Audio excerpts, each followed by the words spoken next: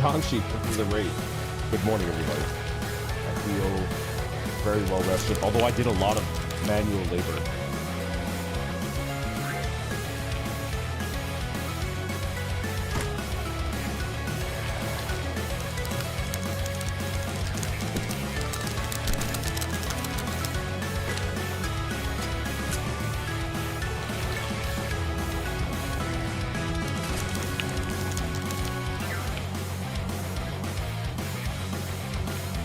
Scoots, gardening. To both questions. I want to yap about gardening, and I've been doing gardening. I also want to buy some games. So if you have recommendations for games that are like on a screaming deal right now, buy a couple games too.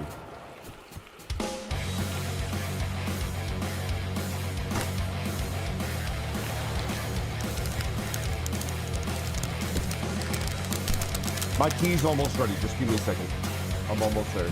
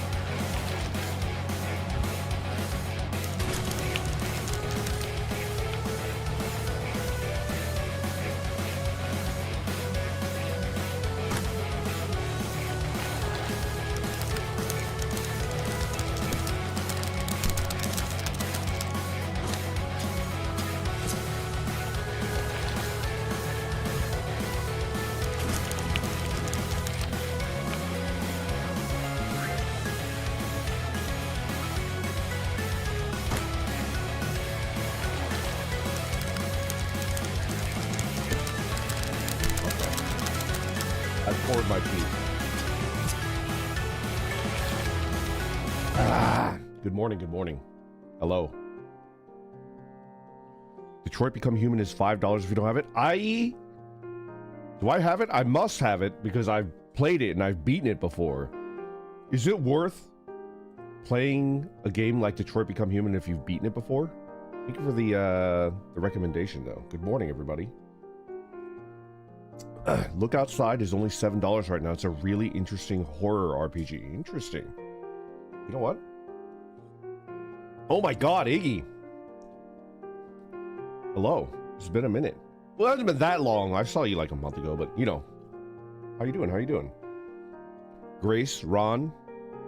Good morning. Daze, good morning. Daze. Daze? Daze? Instant. Please, for the love of God, play Look Outside. It's incredible. You know what? I got 2 recommendations. Before I even start, can you guys forgive me for looking away from the screen? I'm gonna go ahead and buy it because I know I'm gonna forget it. Look outside. Look. Hello? Can I type? This side. Okay. Alright, $6, $7. I can play. Oh, it's kind of fear and hunger coded.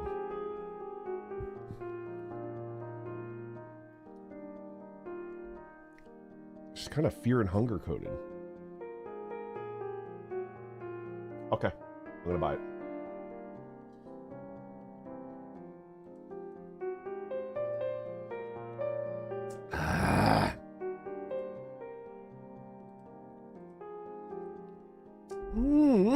It's good tea. I'm not gonna install it just yet, but I've bought it. Dying Light is also $3. Dying Light. Dying Light.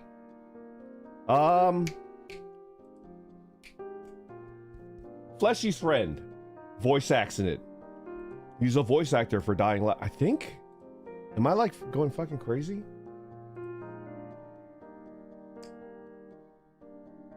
Am I thinking the wrong person? I don't know. I don't have Dying Light for sure. Dying Light. Dying Light. Ah! Yeah, that's dirt cheap. Done. Okay, good morning, everybody. Wait, Papa, I missed it. What tea are we drinking today? We're drinking my daily drinker, green oolong. It's just price to performance. I don't think you can beat it. It's really, really good. Yo, Parotech. Thank you very much for being a member for 29 months. Randon, I'm coaching 7U baseball this summer. Mini Paro's team. Any good or bad advice for coaching? Dude! Such a damn good question. Hold on, let me think about that. Let me think about my experience as a Little Leaguer. Parotech, did I tell you that I was a Little League baseball player? Not like trying to, like in my hometown. Not competitive on a grander scale than my hometown, but... You knew it, yeah! It wasn't grass. You know what it was? Now I remember. It was like the clover, I remember the blades of grass didn't taste good, but the little clover tasted so good. It was very sweet. It was delicious. The clover was like 10 out of 10. And there was like a clover-like plant. I was eating dandelion stems too. They were delicious.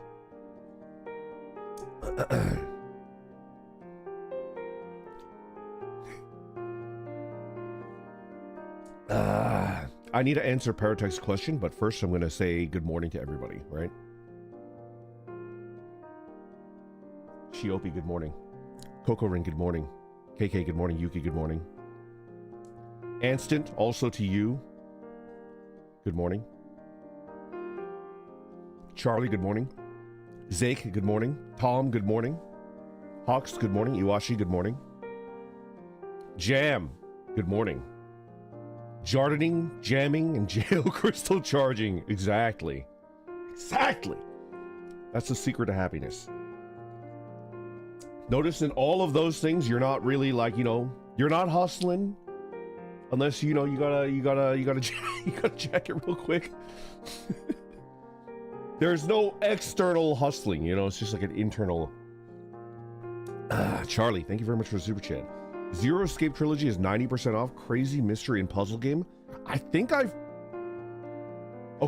think I've played them, but I got giga spoiled. Did I tell you guys this? Ham, your friend. Do you remember you had a friend that was playing it, and I was watching them play it. What was your friend's name? Haemong, right? I watched the entire fucking Zero Escape 1 or whatever.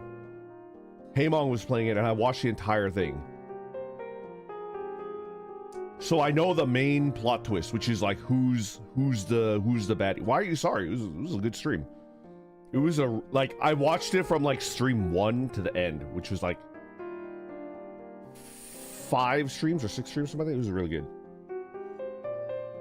Oh, I'm wondering what spoiler was. Yeah. Zero Escape.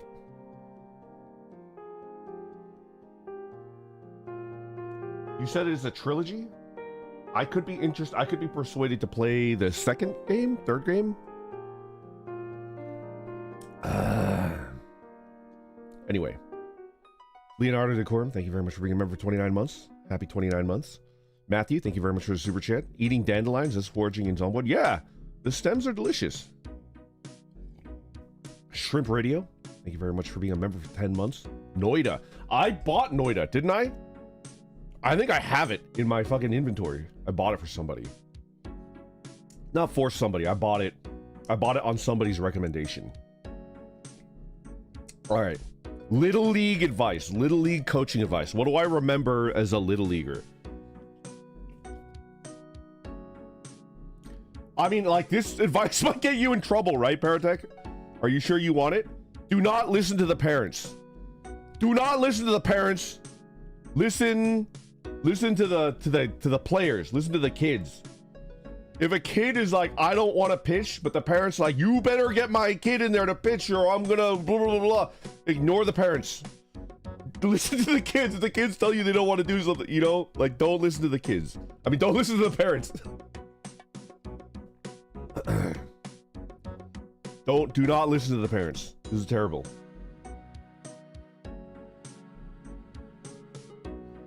If the kid don't want to pitch, don't listen to the daddy bitch. What other like actionable advice could I give you from my experience as a little leaguer? I was a below average player, and I was not hoping that I would rise to the occasion. You know what I mean? I just didn't want to humiliate myself. Does that make sense? I feel like Paratech, you're gonna get at least, if you have a team of like 20 kids, I think you had about 15 to 20 kids on the team. If you have a kid of around 15 to 20, if you have a team of 15 to 20 kids, I'm like so sleepy right now. At least 3 to 5 of them are not going to be interested in glory and winning the game and hitting a homer, you know?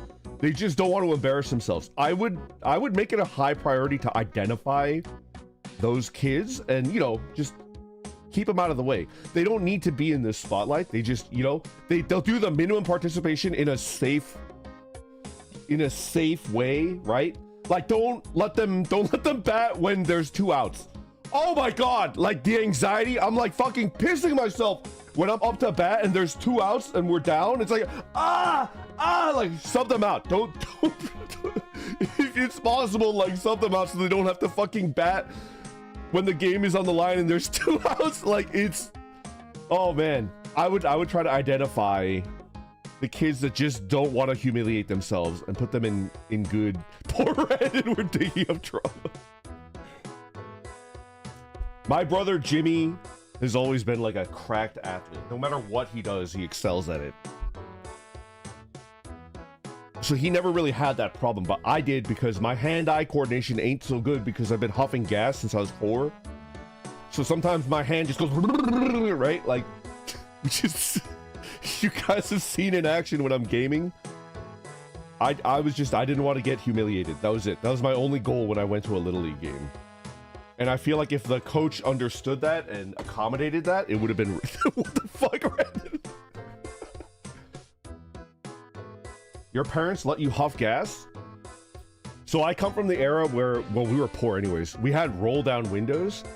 And then anytime my mom annoying was like, oh, I'm gonna go running errands. Who wants to go with? And I would be like, I wanna go. It's like, oh, Randon, you're such a good kid. You want to help me carry the groceries? Like, yeah. But really, I was like, she might go fill up on gas today. And then I would go with her to the grocery store. And then when she was filling up on gas, I would like roll down the window just a little bit, just a little crack, and go. So that was my method.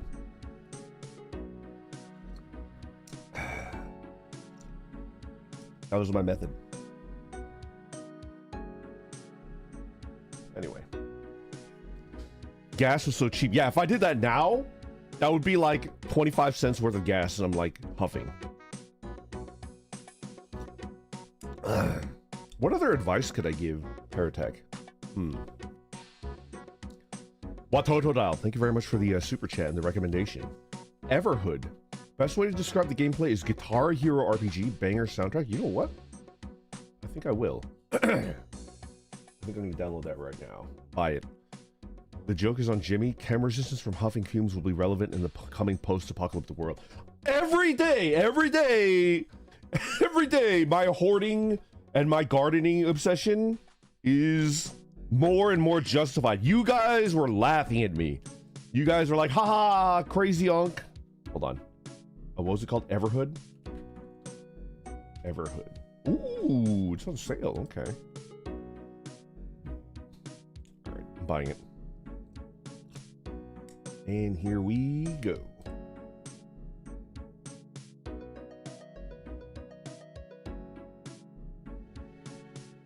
I'm back.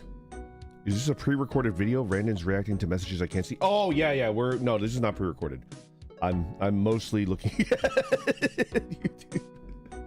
Not beating the allegations.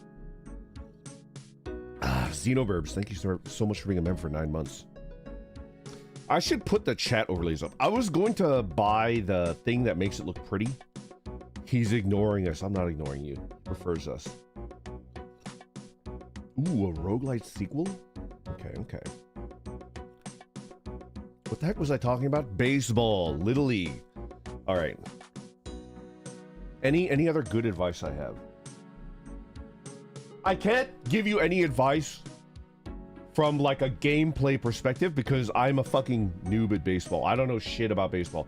So I'm guessing Parotech, like you would know more than me, but like this is not about like advice on like, oh, what's the meta for baseball bats? Oh, here's I don't know what it's called, US whatever standard aluminum bat. You hit some diggers. I don't know anything about that. Like I don't know anything about the actual gameplay. I guess I could just give you advice from what I experienced as a kid, right?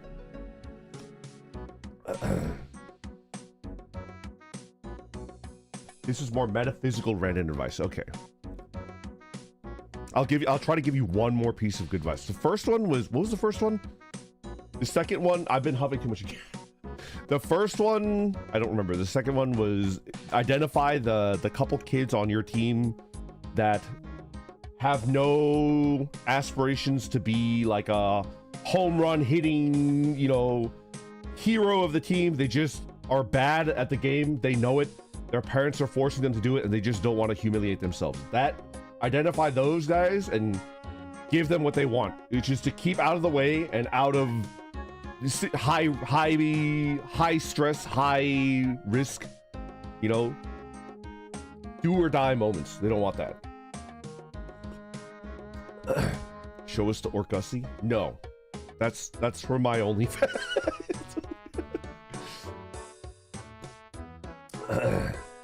I forgot what the first one was. Whatever. I'll give you the third piece of advice.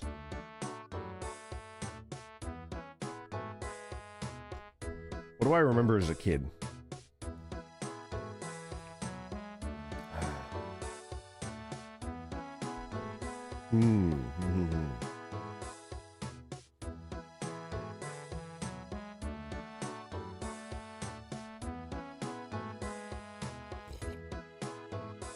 Oh yeah, don't listen to the parents, listen to the kids.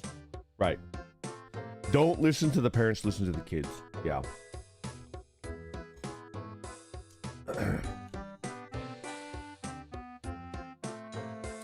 Do I have any other advice? Do I have any other like I'm gonna level with you. Most of my memories of Little League are me going to the snack concession stand,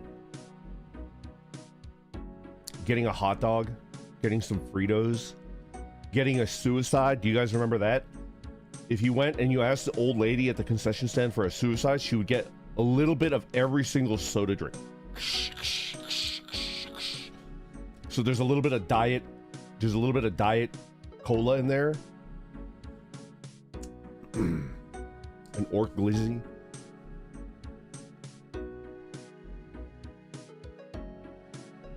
We call that swamp water. That's a better way to describe it, for sure.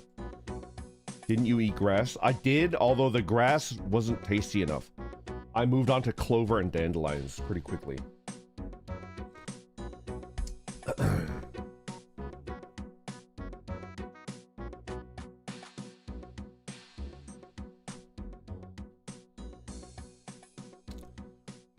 don't have any like gameplay advice. Yeah, I was eating microgreens before they were cool. Yeah.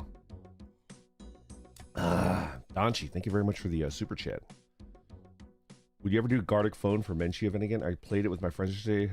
Laughed so hard I cried. I forgot how fun it was. Gardic phone. Maybe. Maybe. Right now, my chief concern is to never miss a stream again.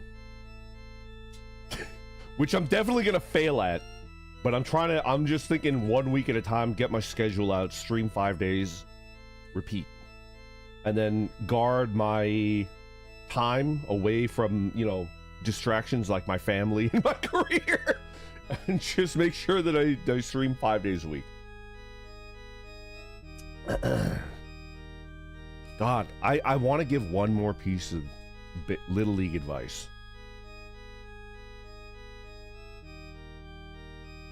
And I kind of want to make it gameplay, like the game related, game mechanics related. What do I remember?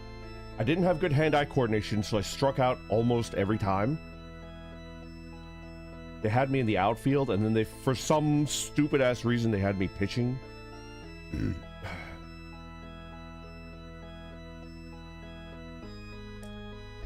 I was like the biggest dude on the team. I was like the biggest kid on the team, but I was the least skilled at a time when, because kids are like, oh, bigger kid better, bigger kid stronger, faster. It's like, no, I was slower and dumber and weaker than everybody. I was made to be a sub.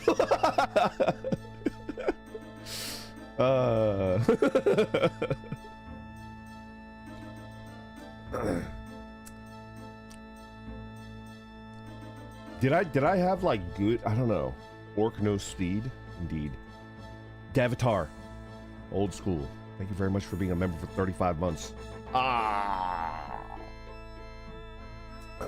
Nomi, thank you very much for the super chat. I just stopped talking about gym classes with my parents, and the coach said I was good at that class because they forced me to apply to every sport I mentioned. I wasted so much time after school doing that. Yeah! Well, that was not me, because nobody ever told me I was good at any sport, but I don't know.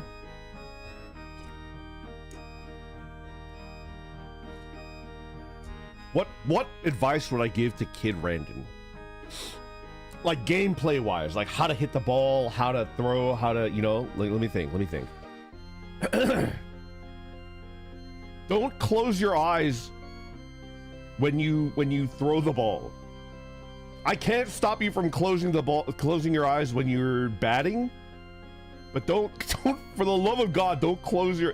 They had so many pictures of me like throwing the ball from the outfield, and my fucking eyes were closed. It's like, keep your fucking eyes open, dude.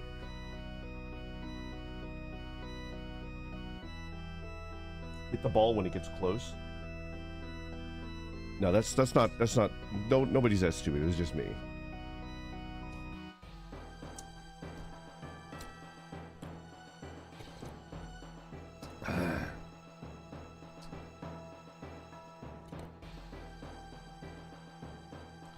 Pay attention. Not being scared of the ball is probably the hardest thing to train into. Yeah, you know?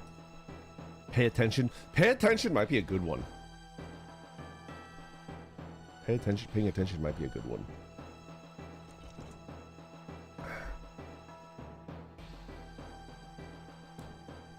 Did you at least have a cool team name? Not to dox yourself? Oh, well, like, all the team names in my little league were based off of real Major League Baseball teams, you know?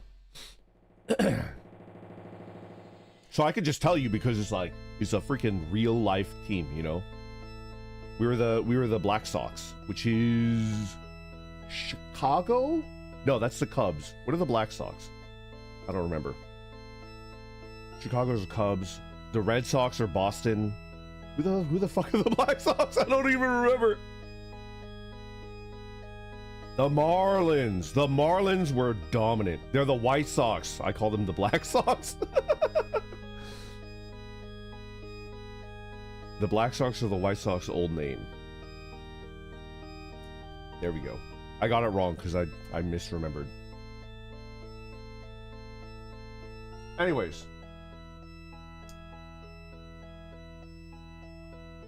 I mean, all right. I can tell you something that my own coach told me that helped me a lot.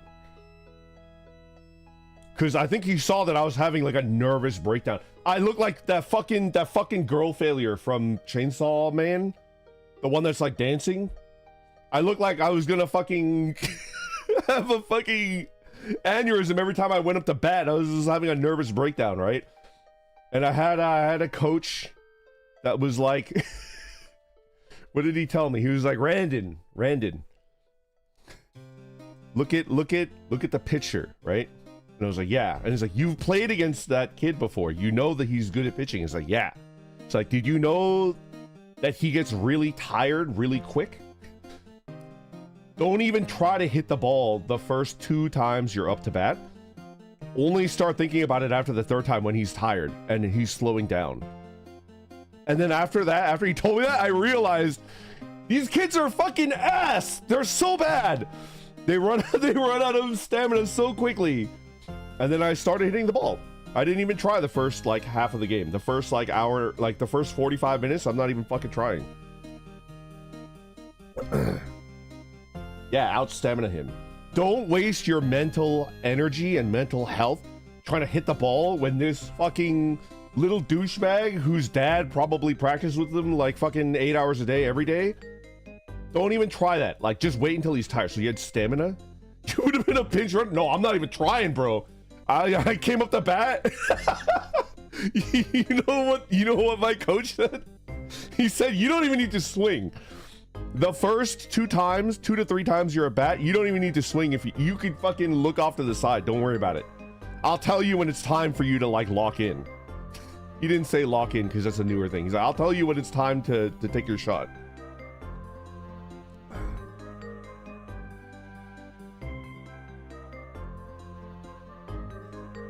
And then I started hitting the ball because I stopped freaking out. And it's true. These kids are good for the first 20 pitches and then they're fucking ass. They're really bad. I feel like this has applications out of Little League too. He taught me to be an opportunist. Sell the ump on the ball.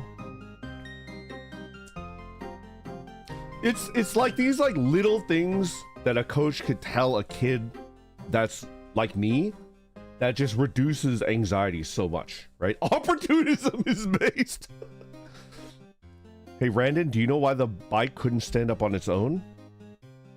Because the owner of the bike is a dentist and refuses to put a kickstand on his bike. No? Tell me. Tell me why. Donchi said it first, pay attention, watch your surroundings, and look for patterns.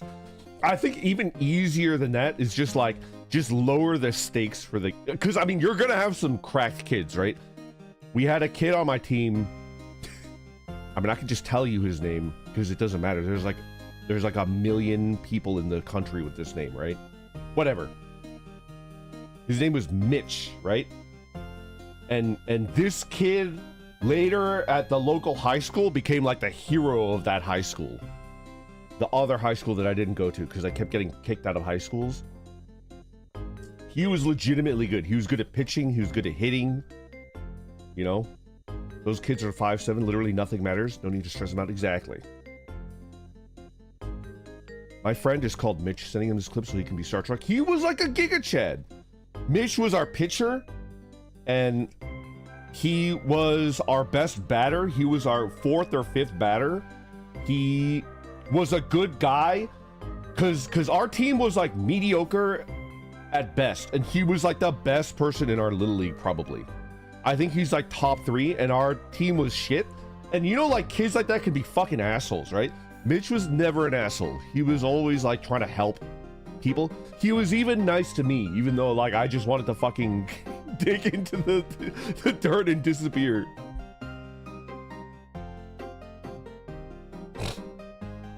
How many high schools did you get kicked out of? 2.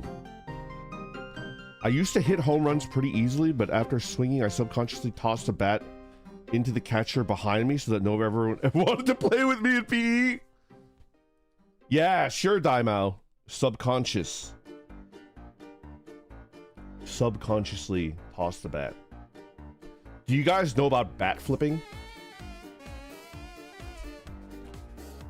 Do you guys know about the bat flipping meta of Asia? It's not.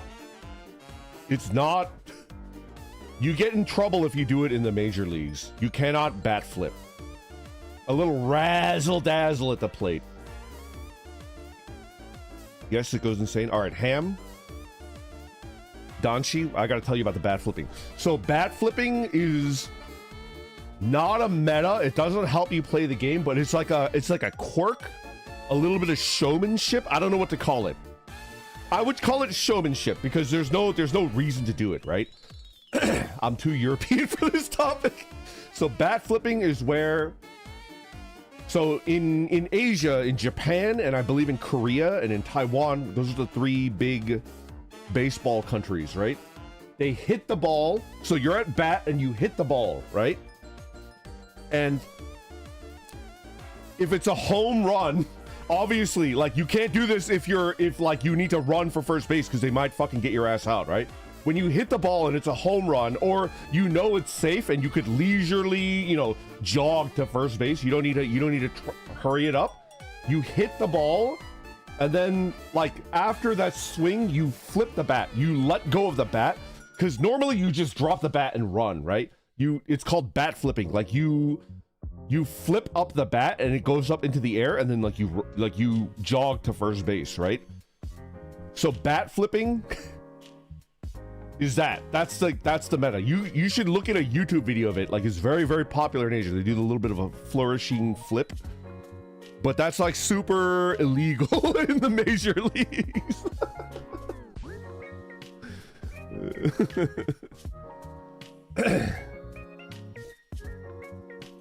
You do a home run and try to catch the bat as it falls. Is that a thing? Do they try to catch it?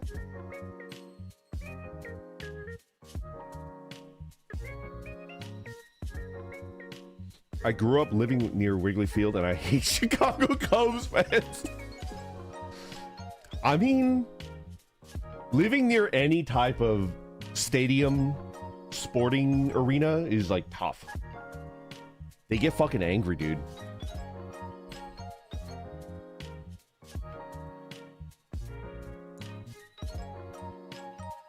They still bat flip at the majors, just on homers or walks usually. Yeah, but like, if they do it the way that the Asians do it, they get penalized, right? Like, you're not allowed to go fucking crazy. The most famous bat flip I can think of is the one done by Bautista. Oh, yeah. No human would be able to throw the bat so high in the air. Do a home run and catch. Pirates fans are pretty tame because we know we suck ass. I mean, doesn't that make it better? Doesn't that make it better? I can think of a lot of teams that were like not good, and then suddenly they have like a spring, and then everybody goes fucking hard. Is there any batter that's so good he's named Batman? I don't think so. I don't keep up with sports enough to know people's nicknames, you know? That was a good team. Am I caught up? I think I gave as much advice as I could. Do we talk about... I'm Batman. No. Philly's crazy even when we are ass. I think Philly is like always kind of up there, right? Do you guys ever not make the playoffs? No, that's true. You definitely, there are times when you don't make the playoffs. You usually do. Can you post pics of your produce? That's all right. Let's talk about gardening. I need to issue an official apology to all of you guys. I did not keep up with the garden posting. And that fills me with intense regret and guilt because I named it after you guys, and you guys, I imagine a non-zero amount of you guys were like looking forward to seeing pictures of, you know, your, like if you're like a potato, you want to see what the potatoes harvested, right? The potatoes are the reason why I didn't post, because I was so disappointed in zucchinis you posted were erotic and titillizing. I'm going all in on zucchinis and cucumbers this year. Those did the best. I thought you would say that you planted something and it turned out to be a completely different plant when it fully matured. That happened to me when I was a kid, but not this time. This time, everything. I remember ordering a slug airstrike on Taco's tomato plants. We'll have another naming mention. I will probably do that. Yes, Shiopi. But maybe I will not commit to, because I fucking hate social media. I just want to fucking, I don't like,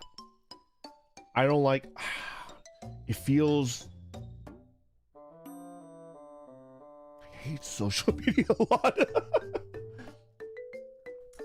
Post them in Discord? Maybe. I grew potatoes in grow bags, and I got 0 potatoes from the grow bags. And the seed potatoes are pretty expensive. But then I had like a piece of trash little patch of dirt that I planted potatoes in, and they went buck wild. I didn't bother to harvest it, and now there are little potato plants coming up. So it's like, you fuckers, you little fuckers. I didn't do shit. I didn't water you. I didn't fertilize you. Why the fuck did you go sicko mode? It's weird. Help us with the infinite food glitch. I'm like trying to think about what to grow that would give me the most amount of returns, you know? And potatoes and onions and garlic are not it, because those are pretty cheap, where I live at least. Is free stream content for Zats? Yeah, I will name it, and I will attempt to keep up on it this time, but I guess I will not make a promise.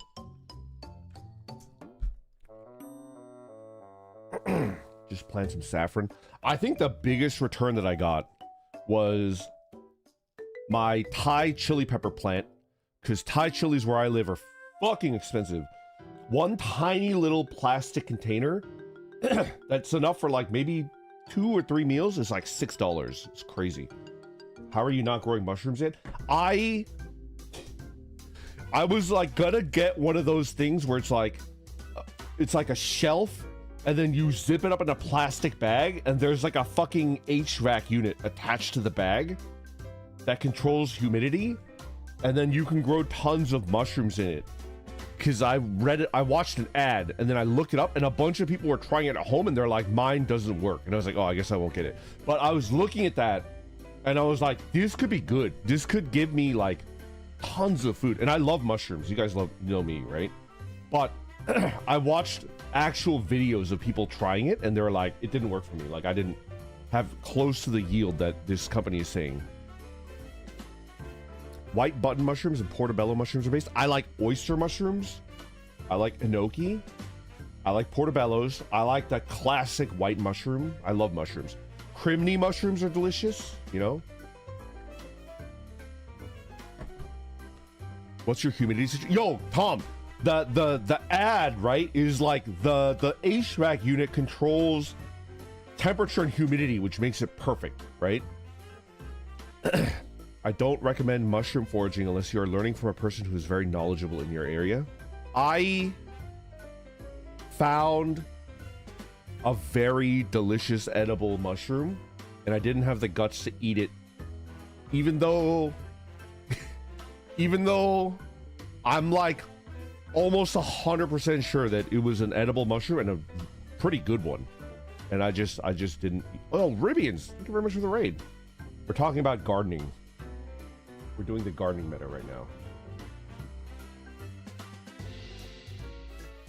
Oh, thank you very much for the raid. How you doing? Don't eat a poisonous mushroom on accident.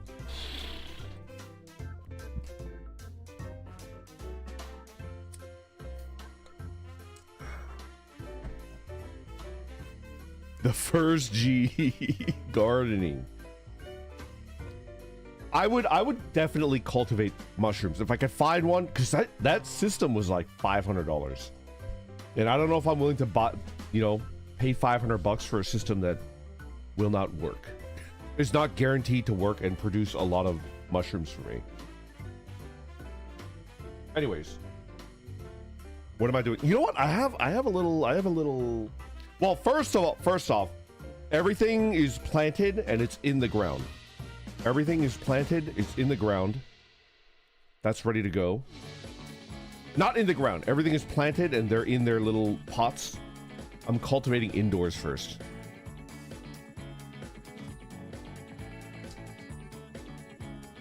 Except herbs. I feel like if you want to make your money back gardening, herbs are where it's at. Herbs are so expensive. My Thai chili peppers, my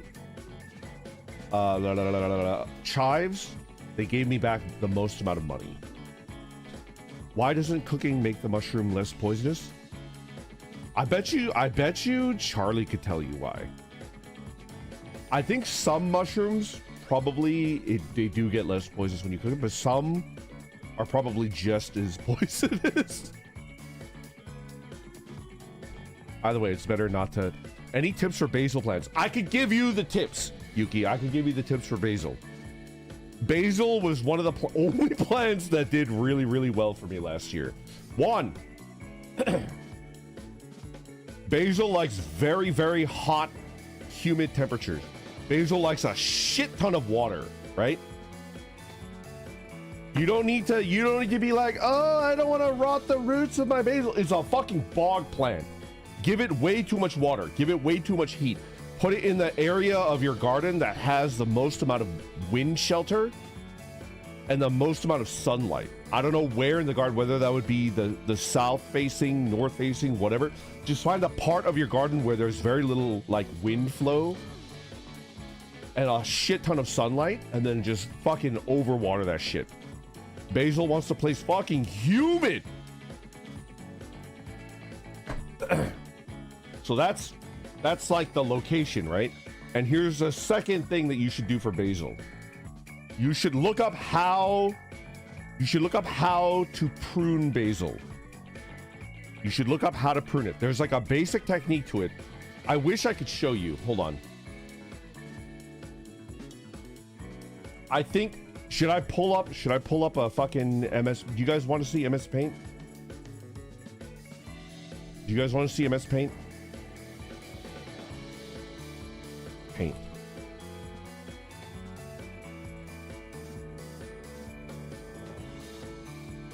Where?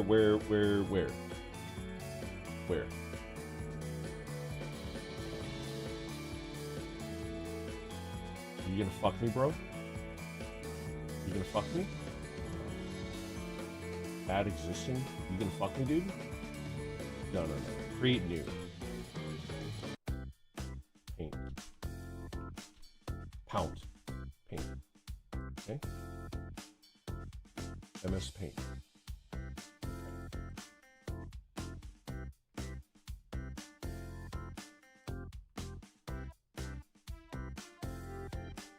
Okay. Green for basil. Green for basil. All right, you guys ready for Randy's basil meta? Okay. How do you prune basil? Not doxing myself, but joining Facebook groups in my area. Do not plant me. Yes, mint. Mint is crazy. Mint is absolutely fucking crazy. Mint is a weed. If you plant mint, you will never get rid of mint, and bamboo will fuck your backyard. They will absolutely bend your backyard over the fucking table. Do not plant mint. Do not plant bamboo. That shit will fuck up your backyard. There's no need to plant it in the ground anywhere, okay? Okay. Let's talk about basil and how to prune it. So the trick to understanding basil is this. So when basil grows, right? You have like a little stem right here. And then there's like leaves, right? A basil leaf. And then a basil leaf, right? And then it keeps growing, right? Like this. And then, you know, there's like another stem that's like growing on top. This is what a basil plant basically is going to look like, right? Here's a crazy thing. So you'll get little shoots like this. You see this? You'll get little shoots. So I'm going to give you... So there's going to be a biologist that's going to pop in and be like, he's an idiot, don't listen to him, he doesn't know what he's talking about. I'm just going to give you... That's not a penis! Okay, this is not a penis! This is like a basil plant, like a baby basil that's growing. Now, this is the conventional wisdom that I was taught by, you know, going to the gardening center, etc., right? So they taught me that there is a growth hormone that all plants produce, and it generally is always moving upward. It's generally moving upward, right? Now, if you want a big, healthy, bushy plant, you want to make sure that it can't grow upward.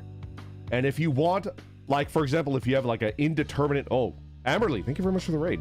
We're doing a gardening lecture from a second-year idiot that doesn't know shit about shit and shouldn't be giving anybody advice, but here I am. Okay. So if you're growing a tomato and you want it to vine, which is like you want one vigorous stem, right? Then what you want to do is you want to pinch the little offshoots, correct? So it could grow up. But if you want it to bush out, for example, like a basil plant, if you want it to bush out and you want it to be vigorous and good, and you don't want it to be like a freaking skeleton, then you do the opposite of what you do for a tomato plant, right? So this is what you do to get a big bushy basil plant. You cut it as close to those two as you can. So you stop it from growing out, right? And then what it's going to look like a couple weeks later is you'll have your little stem, right? And then the leaves are like they're dying, right? And then it's like stopped. And then these things will get big. You see this? Are you seeing this shit? The little side shoots will turn into full shoots and get like really big and healthy. Like that, right? And then they'll also try to start growing, right? They'll also try to start doing the little side shoots. Like that. You see that? Now your basil plant, instead of being like a tall, skinny skeleton that's like, and then like there's a little bit of leaves here, you know, and then like, and then it's like, oh no, a stiff wind, I'm gonna hurt myself and I'm gonna break, right? You don't want a basil plant that's leggy like this. You want a thick, squat plant with a fat ass, right? So this is the meta for pruning. And also, do not harvest too early. Let it get big and thick before you harvest. Let all of the leaves just photosynthesize and get the maximum amount of benefit. Then there's going to be a little offshoot here, right? You see what I'm getting at? You see what I'm getting at? You just have to repeat the pruning technique of the basil plant.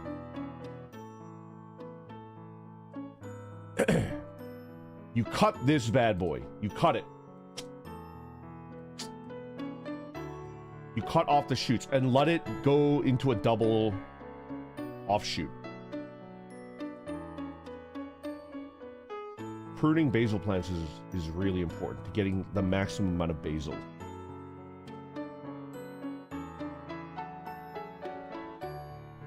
So what does this do? It spreads out the growth hormone.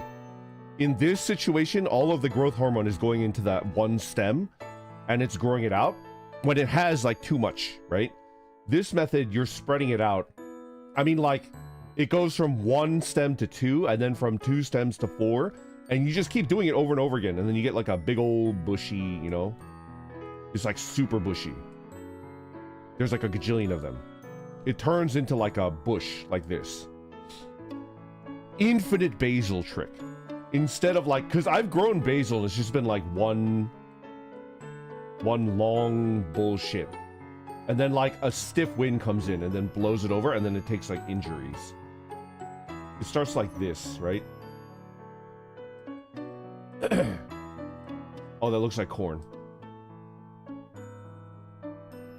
You want it to look bushy. You don't want it to look like a skeleton. Okay, that's my technique on pruning. I did this and I got way more basil than I needed last year, which was good. Okay. Do not save changes. So, really, really hot, lots of sun, lots of water, very little wind. Nice sheltered spot. What do you use all that basil for?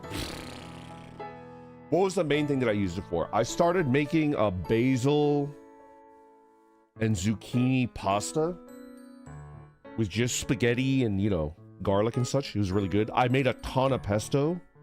Yeah, it was good.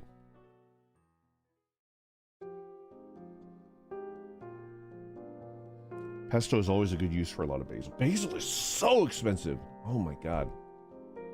Did you sell your excess produce? I do not. I do not. Mostly, I just think that the world is going to end. And I just want to get a head start on learning how to fucking grow a garden.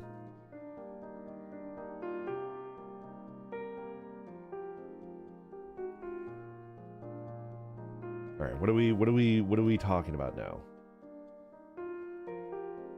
What am I growing this year? Should I get my... I'm just going to list it from memory, right? So I'm growing a lot less tomatoes this year. Last year, I think I grew maybe like 18 to 18-ish, 18, 20 tomato plants, right? No more tomatoes. Well, I still have tomatoes, but I'm not growing 18 tomato plants because it's... No, it was more than 18. Hold on. 1, 2, 3, 4, 5, 6, 7. Yeah, like I grew like 20 tomato plants, right? They did not produce enough for it to be worth it. I think I harvested... I had this really, really overly ambitious idea that I would jar my San Marzanos. I was like, I'm gonna try to jar 50 San Marzano, like 50 jars of San Marzano tomatoes. Because they're so expensive, right? Did not work out for me. I did not jar any, and I think I harvested maybe out of like 20 plants, maybe 20 pounds. So 1 pound per plant. I'm gonna level with you. Like, I didn't make any pasta out of it. The main thing that I did was that I harvested the tomatoes and I made them into a pretty dang good salsa. Didn't my tomato plant die or something? Actually, KK, your plant was not a San Marzano. It was an oxheart. And arguably your plant did the best in the end. I made a ton of pico de gallo.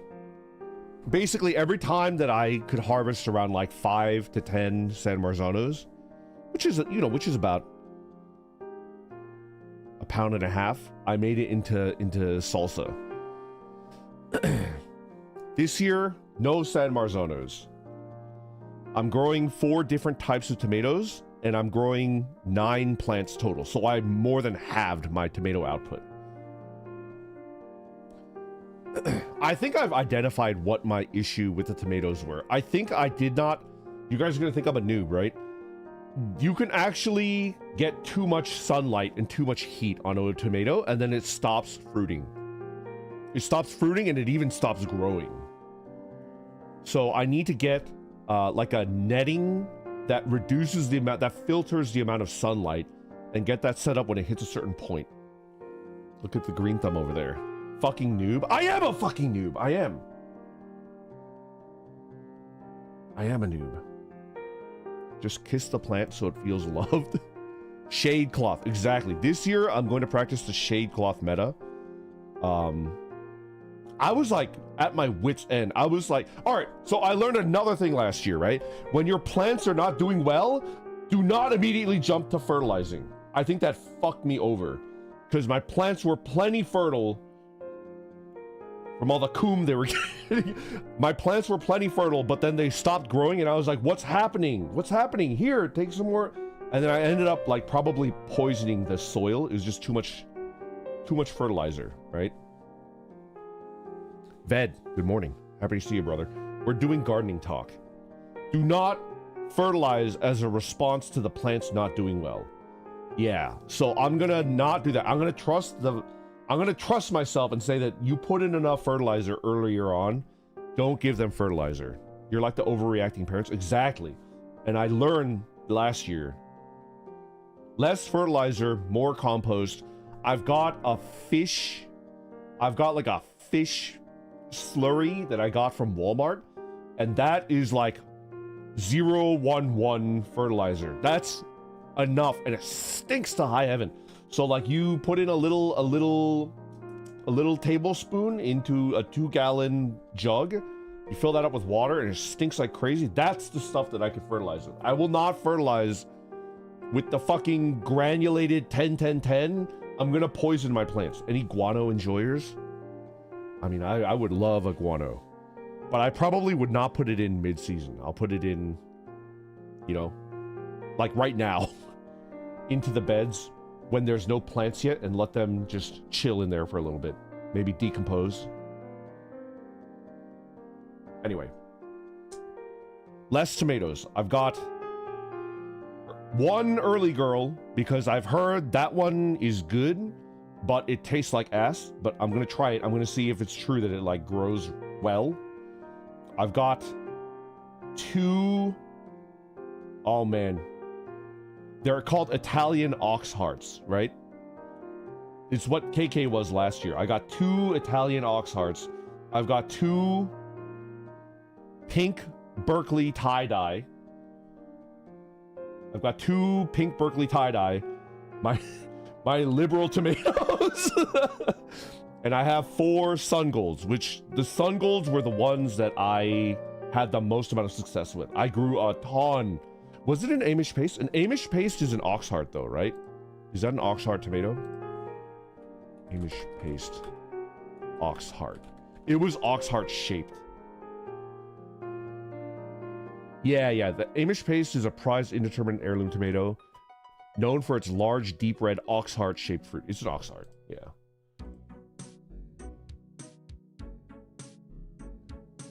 Anyway. What was I talking about? Oh, the sun golds. The sun golds really did well for me. So if you like eating plain tomatoes, but the acid causes issues, heirloom cherry tomatoes, yellow orangey ones have less acid and are sweeter. Yes! Rigordi. The sun golds are the orange tomatoes, and they were so good. I don't know why you don't see them in supermarkets, because I feel like they taste better and they grow so well. I think I harvested 20 pounds of red tomatoes, San Marzanos and Amish paste, but I think I grew 20 pounds of just sun golds. I was just eating them. You know what the problem was? I would go out there to water the garden, and I would pick like 5 of them. Pick 5 sun golds, wash them, and then just eat them while I was gardening, which is... I probably should have brought them in.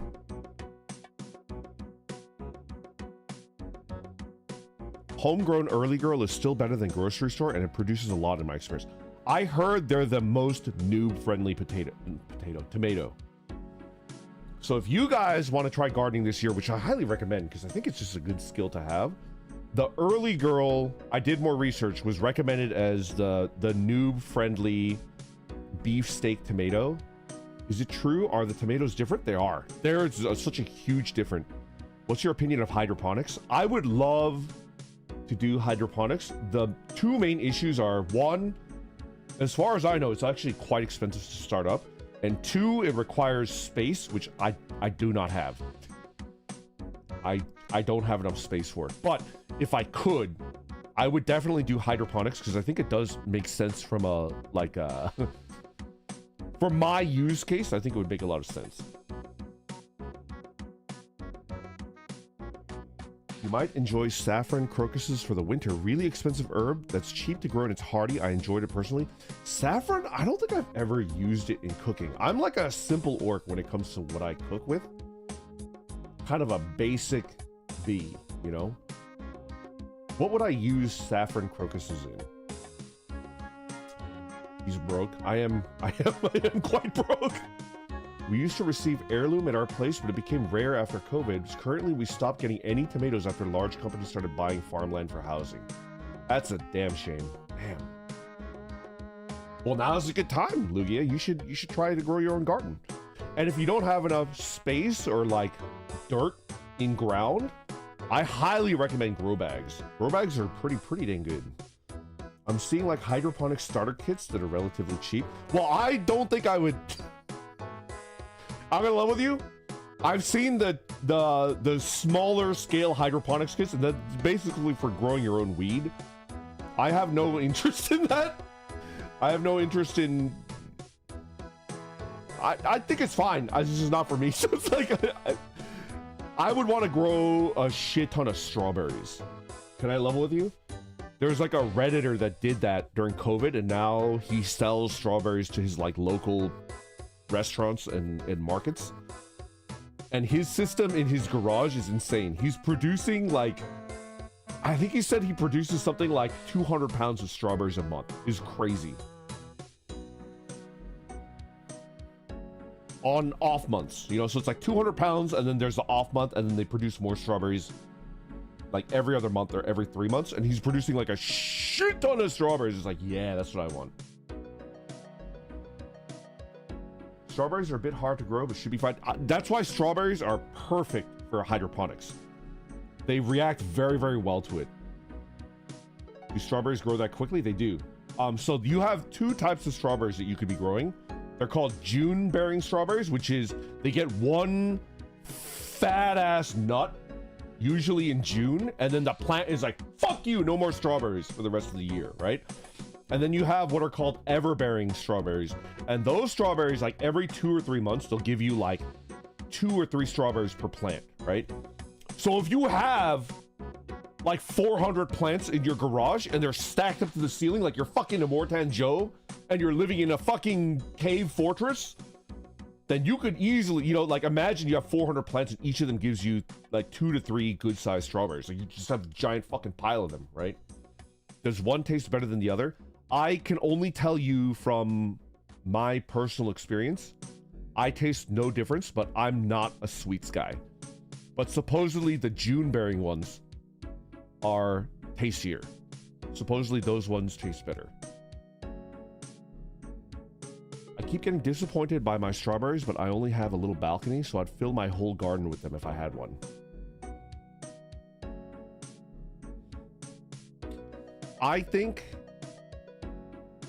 I wonder like what causes that. So strawberries are basically weeds. Did you know that? They send out little suckers. They send out like a little tendril with a little baby strawberry plant on it, and then it hits the ground, and then it roots itself, and then suddenly you just have like a fucking field full of strawberries. They're weeds. And once you get the roots in there, it's actually quite hard to kill them. The trick to getting big, fat strawberries is to go out like every 5 days and cut the suckers. Don't let them, because that's energy that they're expending on, you know, they're trying to do the StarCraft macro. They're trying to expand to 2 base and 3 base as much as they can. You just need to cut those as soon as you see it, and don't let them put energy into it, and then they'll put the energy into the delicious, juicy red berries. Super Roger, thank you very much for joining membership. Infinite food glitch. One thing that I love about the strawberries that I've been growing is I get like a box of strawberries from the supermarket, and they're big and they're the right color, but they're like, you bite into it and it's like 80% white on the inside, and you smell it and it doesn't really smell like a strawberry. Every strawberry I've harvested, because I have a bunch of them in my backyard, I have harvested them and I smell them, and even like 3 feet away I can fucking smell the fucking strawberry smell. It's like, oh shit, that's a fucking strawberry. And then I bite into it and it's red all the way through. The fucking center of the strawberry is like deep red. It's like blood. Oh, so good. It is delicious. So hydroponic strawberries is probably what I would do, and I would try to scale it to the point where it's like fucking crazy. Store-bought doesn't even compare to homegrown. It's kind of wild. Yeah. Sounds like you want to admit something to us. The blood? I don't know what you're talking about, Flippy. I have no idea. Isn't that because the strawberries in supermarkets need to sit to ripen to keep its freshness during transit and sale? Yes. They basically ship it unripened and then they spray it with fucking some type of chemical. Ethyl something. And then it causes it to ripen and it tastes like fucking ass. Norwegian strawberries used to be so good, but they switched to the plants used for commercial growth after COVID, and now they're underwhelming and even more expensive than ever. It blows chunks. That's a shame. I think that might be a good case for hydroponics, like indoor strawberries. You just grow it yourself. I would love trying to garden, but I live in an apartment with a tiny balcony. Does your Kukiko, does your balcony get a lot of sunlight, or is it not facing the sun? A tiny balcony could produce a lot for you, but it requires a certain amount of sunlight. I live near a bunch of small strawberry farms, so I can get fresh strawberries relatively easily. That's the good stuff.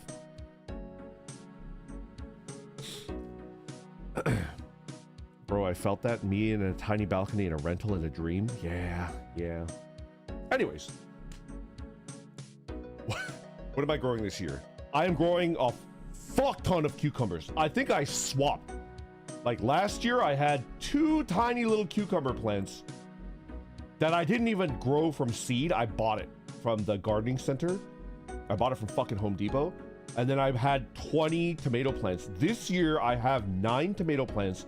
And I think I have 16...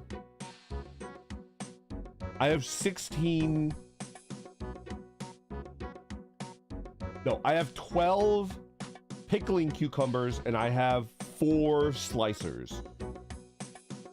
So I have 16 total, right? Yeah, I have 16 pickled cucumber plants. So I'm cuke maxing. I am. Because I had the 2 plants last year that I just planted on a whim, and they produced so many pickles.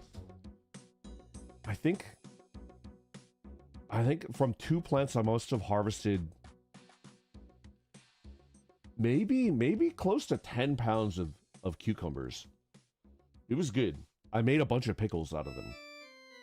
Sun travels smack in the middle over the apartment complex, so like a tiny sliver, 1/8 of the balcony from twilight hour. Oh, just a shadow for the rest of the day. You could still grow stuff in partial shade. What grows well?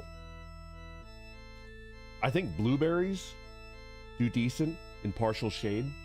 And blueberries are permanent plants. They don't die at the end of the season.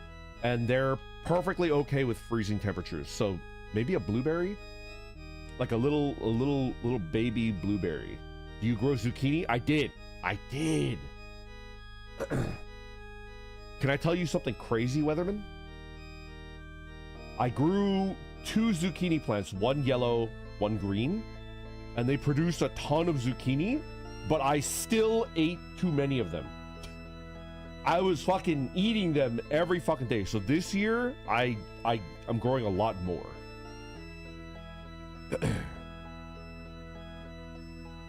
Can we get a dedicated farmer channel in Discord? We can share advice. That's actually not a bad idea. What do you do to keep the bugs and pests away? What did I do last year? I bought sprays and they seemed to work. I did have a couple issues with bugs. But eat them? I did not eat them.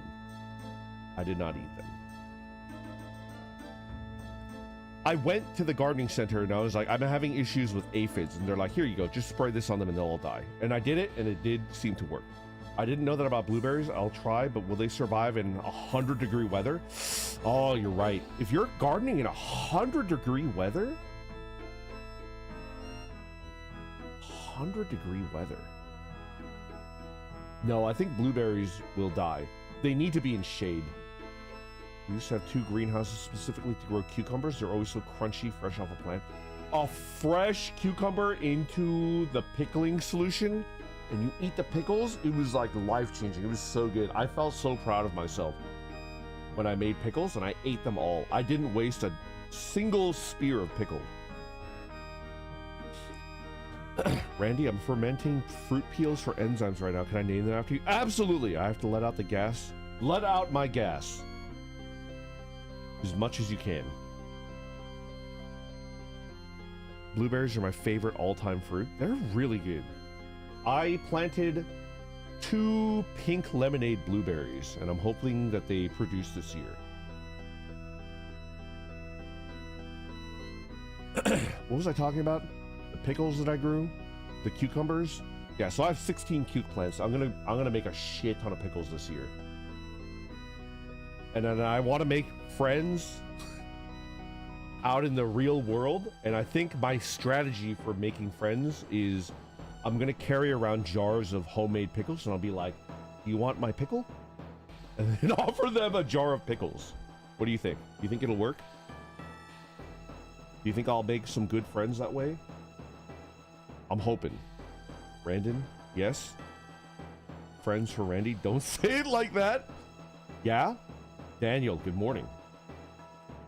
Just get a big old box of spiders and ladybugs. Yes! You know what I heard? I heard ladybugs are good, but ladybug larva is god tier. Have you heard about that? I heard that ladybugs are effective and they will work, but if you have a really bad aphid problem and you want it to go away in like 2 days, you could buy ladybug larva because they can't fly yet. And they'll stick to the plant that you put them on, and they can eat like 50 times their body weight a day.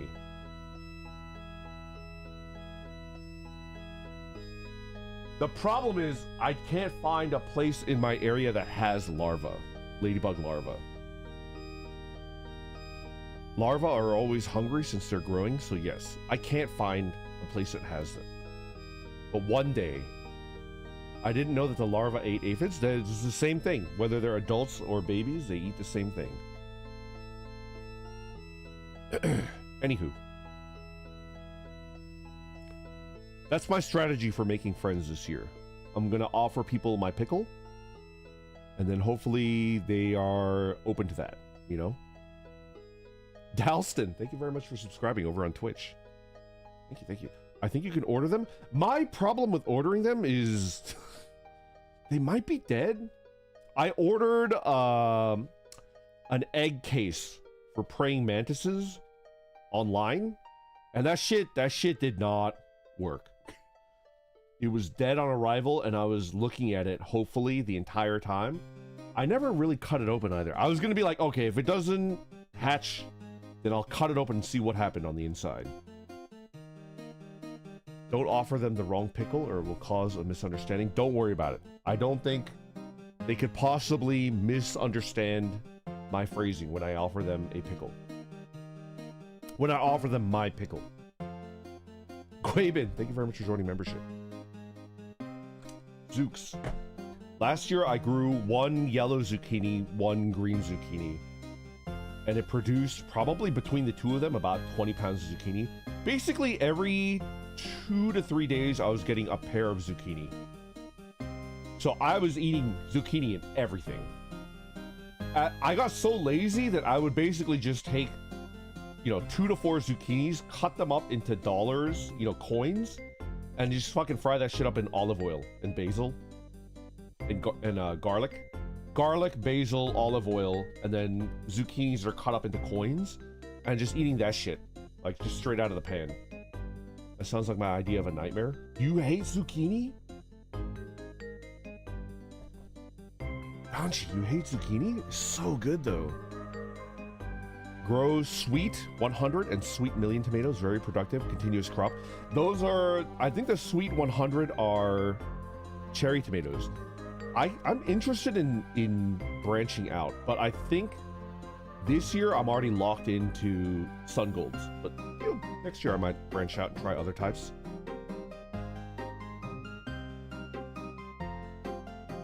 This year I'm growing 4 green zucchini and 2 crookneck squash, which are yellow squash. They're not yellow zucchini. I couldn't find it. So I have 6 summer squash plants. So hopefully What's the difference between cucumber and zucchini? Oh, they're completely different. Crazy cat. All right, well, how do I describe the difference? A cucumber is like a savory melon. A cucumber is similar to a melon, but it doesn't have as much sweetness and it's more savory. Right? It's like a savory melon that you could put into, like, I would like to use it for pickling. So I turn it into a pickle, right? Zucchini is more like, what is the taste of a zucchini? A zucchini a zucchini is like, how would you describe it? It tastes like zucchini. There's no crunch. I don't know how to describe it.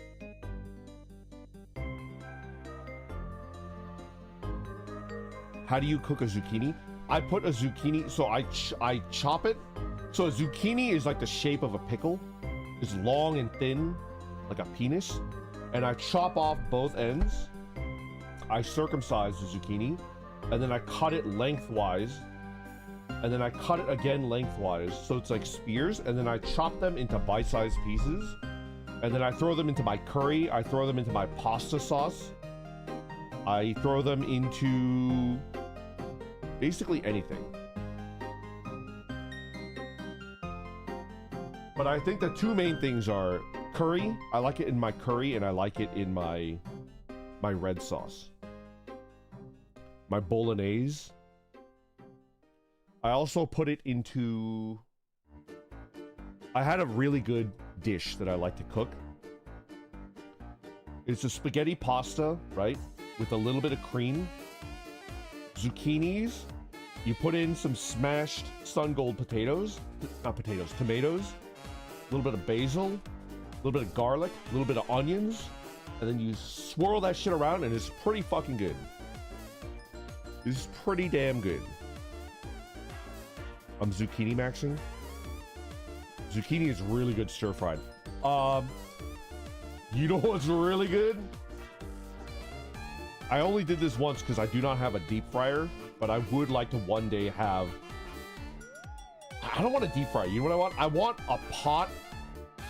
I want like a cast iron Dutch oven filled with oil that I just keep somewhere safe so that the oil doesn't rot. And then I just fucking fry everything. Oh, that would be so good. I highly recommend taking a zucchini, putting it into like a egg batter, and then putting it into panko, and then fucking deep frying that shit. Deep fried zucchini is so fucking good. You eat that shit with ranch all day, every day. It's so good. Deep fried zucchini. I can't describe the flavor to you. The zucchini is kind of starchy, but not really. It's less starchy than a potato, but it's a little starchy. And it's like a little sweet, like a carrot, but doesn't have the same crunch as a carrot. It's good. It's like, zucchini is delicious.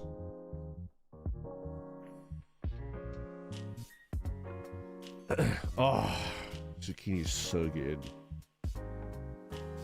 So hopefully I reach the phase where it's like, that's too much zucchini. Because people tell me that one zucchini plant and you have too many zucchini. I didn't find that to be the case last year. It has a rubbery texture when you chew it. I don't think I've ever had a rubbery zucchini.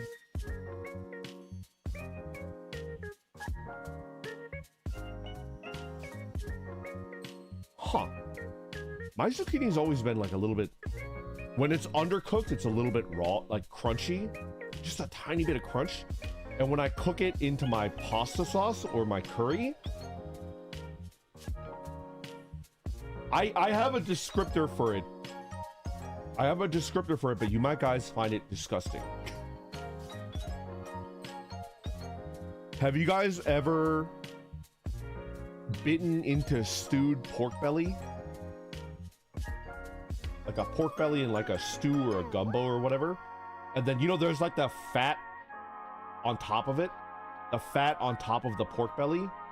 And when you bite into it, the fat just fucking like jellifies. It turns into like a fucking, like it goes, like it's like, oh shit. And then you bite into the meat fiber. That's what the texture of stewed zucchini tastes like to me. Like what it feels like against my teeth. Like the fat part just kind of like fucking disintegrates as your teeth like bite into it. You're such a barbarian. Kind of.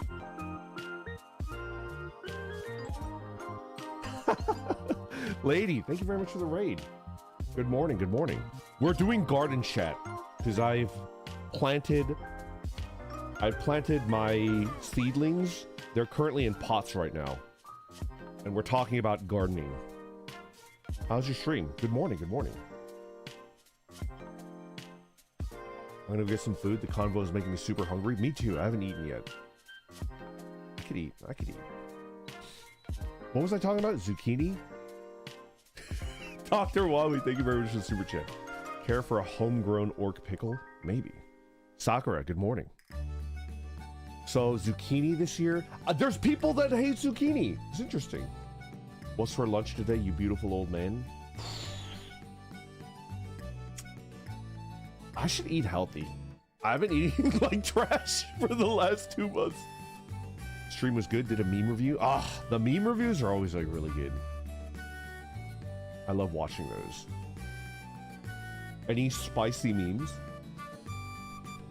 I like a good sensible meme, but lately I feel like the sensible meme meta is, I'm done with it. I want a spicy meme. A little bit too spicy. I reluctantly eat zucchini, but you've made a good case to try it deep fried. Deep fried zucchini is like mysterious because it's like you got your french fries, you got your zucchini, you got your mushrooms, and between the 3 of them fried, I'll hit the zucchini every time, and I don't know why. They're all equally unhealthy once you deep fry them, but the zucchini feels like pretty good.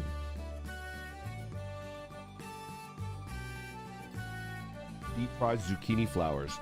Oh, I heard the flowers are edible too. Yeah. I should diversify my vegetable portfolio. What's your top 3 vegetable meta, Xenobirbs? I like memes where tech CEOs get burnt at the stake in Minecraft. Oh, not even Minecraft for me. You know? Just give it to me. Just give it to me straight from the bottle. Let's see Paul Allen's basil plants.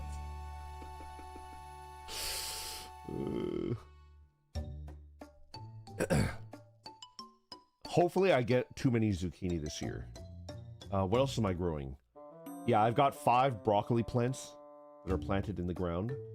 What else did I plant? Zucchini, cucumber, tomato.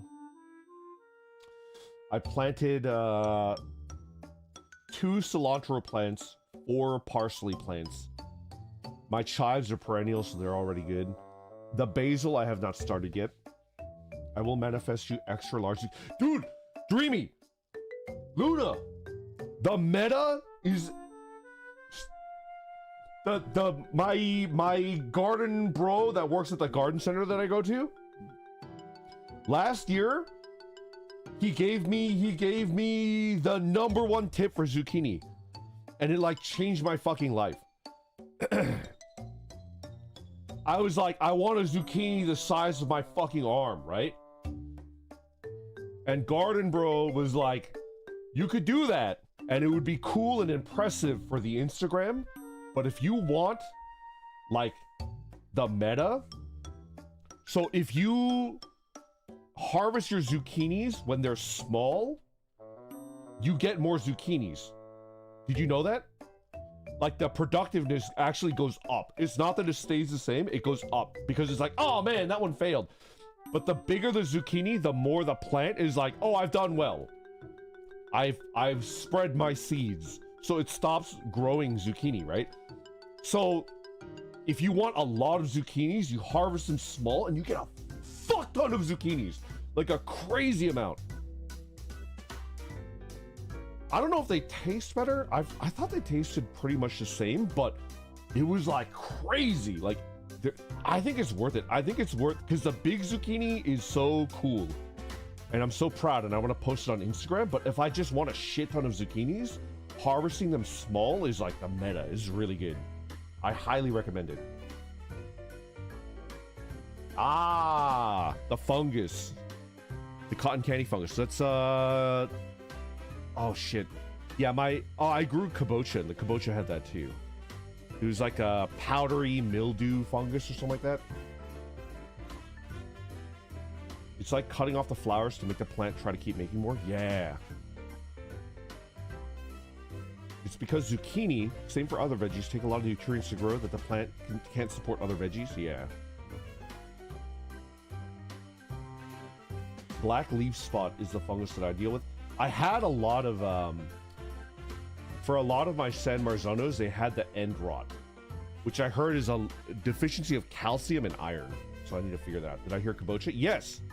I grew 13 kabocha pumpkins. At the end of the season, I had 13 edible pumpkins, and I ate them all, and they were delicious.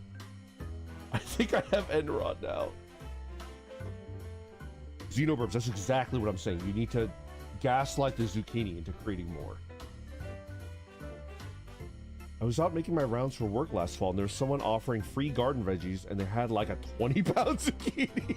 I was like, what would I even do with that? You know what I would do with a 20-pound zucchini? I would cut it in half. I would hollow out the seed area, because the seed area is probably completely non-edible. So it's like a zucchini boat, right? I would slather that shit in olive oil all the way around, right? And then I would put in a bunch of like marinara sauce, like a bolognese in the middle, sprinkle some cheese on there, and then fucking bake that shit for like 1 hour, and then pull it out, and then I would eat it.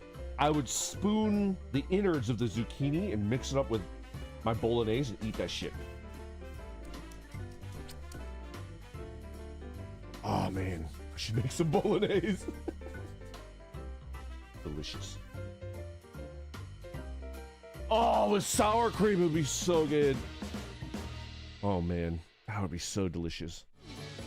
We used to get massive zucchini in the supermarket when I lived in Alaska because of the constant sunlight. Yeah, like the big zucchini is good, but I think for a home gardener, the small zucchini, and instead of one big zucchini, get 3 to 4 tiny ones. You know, I'm talking like a 6-inch zucchini, right?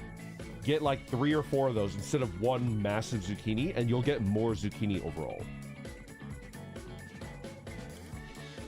The main problem is that it's food for like 10 people. It's food for one medium-sized orc, of which I am. One medium-sized orc.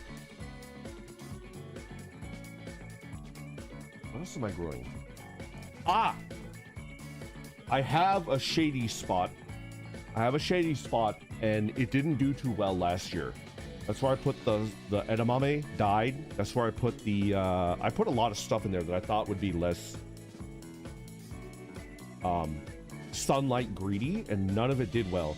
This year I'm gonna grow a fuck ton of greens. I've got the spinach, I've got the romaine. I'm growing Swiss chard. I'm growing, what was the last one? There's a green that I'm growing. I'll look it up later. A shady spot is perfect for beekeeping. Ah. Bees though, man. Bees. Do I have the skill to keep a bee? I don't know. Oh! You know what did really, really well? You know what did crazy good? The fucking tree kale went fucking hardcore. They're so big. They're like 6 feet tall now. And I can't eat enough kale to... I just can't. I feel like I cut like 20 leaves and it made no difference in the size of the bush. Man. There's some good stuff.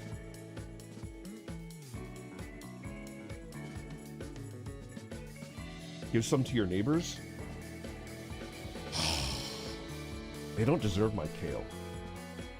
They don't deserve my kale.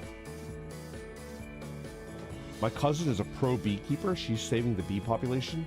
They are dying at an alarming rate. It is true. Give some to the garden center dude and court him. I gave him a couple tree kale cuttings. He said he was interested in trying them, so I gave him 5 cuttings. And I do think that, like, he could sell them. You'd make a ton of money if you sold them. Do you have any good pollinators? None this year, but I'm thinking... Last year, I grew marigolds. That was the only flower that I grew anywhere. I put them in the tomato pots. I put them everywhere. And they grew well. They were pretty. But marigolds are annuals, so they're all dead now. I would like to grow perennial pollinator plants. Maybe like lavender or something. So I just need to plant it once and I never need to think about it again. You can also plant native local plants for pollinators, not just bees. It'll overall help your garden. Are marigold edible? I don't think they are, but they're good anti-pest plants, but not because they repel them. It's because the pests like love the marigold. They congregate towards the marigold and they keep away from your tomatoes and such. I'll think about pollinators. Think about it. Oh, what else? Is that all I'm growing this year? I don't know. Herbs, you know? Basil, I'll grow. Parsley, I'll grow. Cilantro, I'll grow. I've got my chives. I've got my rosemary and my thyme and my oregano. So hopefully they'll do better this year. The blueberries survived. All 4 blueberry plants are currently healthy. Do I have 4 or 6? I might have 6 blueberry plants. I need to fertilize them actually. If you guys are growing blueberries, you need to fertilize them every year. Usually in the late winter, at the very beginning of spring, you need to give them a good high acidic fertilizer, which I think I will do. I'm gonna go buy a box and fertilize all my blueberries because I want a good harvest this year. What about lemons? I've got Gustavo Fring, my indoor lemon plant. And I thought he died. I thought that Lalo Salamanca finally killed his ass. But Gustavo has rebounded. But I've got 2 lemons on that motherfucker and they're not growing. I've got a fucking ruler every day. I wonder if there's any gardeners that can help me. Because I'm fucking thoroughly flummoxed, man. I have no fucking idea what to do and it's like driving me crazy. Dude, they're nervous. Leave them alone. All right, I'm going to describe my issue. And I'm going to piss on it. I'm not going to piss on Gustavo. All right. Okay. Gustavo now has plenty of leaves, right? But the issue is that I mean these 2 little lemons have been there for like fucking 8 months. It's driving me crazy. So these are lemons from like fucking 8 months ago, and I saw them when they were tiny little like nubs, right? And they turned into like a ping pong ball size. No, smaller than a ping pong ball. Like they're little green lemons about the size of a ping pong ball, slightly smaller, right? And they haven't grown a millimeter in like 5 months. They're not dying. They're healthy and green, but they're like, they just have not grown a millimeter. And it's like, are you gonna die? Are you gonna grow? What the fuck are you? You know? What did I do wrong? Go piss on the lemon tree? I'm not gonna piss on my lemon tree. I planted a random lemon seed that sprouted in a lemon I had several years ago. No fruits yet. It's just another lemon tree. You know what your issue might be? You know what your issue might be? You might have grown rootstock. I don't know how this happens or why this happens. It's a biology thing that like is beyond what I know about. A lot of commercially grown vegetables and fruits, including lemons, they grow. So there's like the rootstock, which is they grow a lemon plant or a fruit plant, and that plant, that the genes of that plant are not designed for fruit. They're designed to make really, really, really big roots and leaves, right? Then they fucking cut that motherfucker off at the trunk, split it open, and then they put in a plant that's designed to bear really good fruit. It's called grafting, right? Like Gardic grafted. And then they grows the plant, and then it starts bearing a lot of fruit because it's got the big roots and the big fruit, right? But I heard that the fucking lemon seeds from the fruit have like a 50% chance of being the rootstock. I don't know how the fuck that works. That makes no sense to me. But you take the seeds from it, and then you plant it, and it will never fruit well. This is crazy. It fruits like shit. It's fruit gotcha, exactly. So if you grow from like seeds at the grocery store, you might not get a good, you know, vegetable or fruit plant. It's gotcha. My mother-in-law has tree grafted like that, and her lemons all taste terrible. The EVs are all messed up. Indeed. I got a dip, sadly, but the stream was fun. Hope you have a great day, Brandon. I hope you have a great day as well. I'm feeling good. I can chat for another 30 minutes yet. I just want to talk about my veggies until I'm dead in the ground. Plants are aliens? God root the grafted. Exactly. Can we have a dry uncle kiss? There you go. Is it really that dry? I feel like I'm constantly in state of being moist, and it's uncomfortable. That's why I want to shower like every hour of every day. I'm like, my pits are like, ugh, ugh. Smells like work stench. I'm uncomfortably moist every day of my life. Every hour of every day of my life.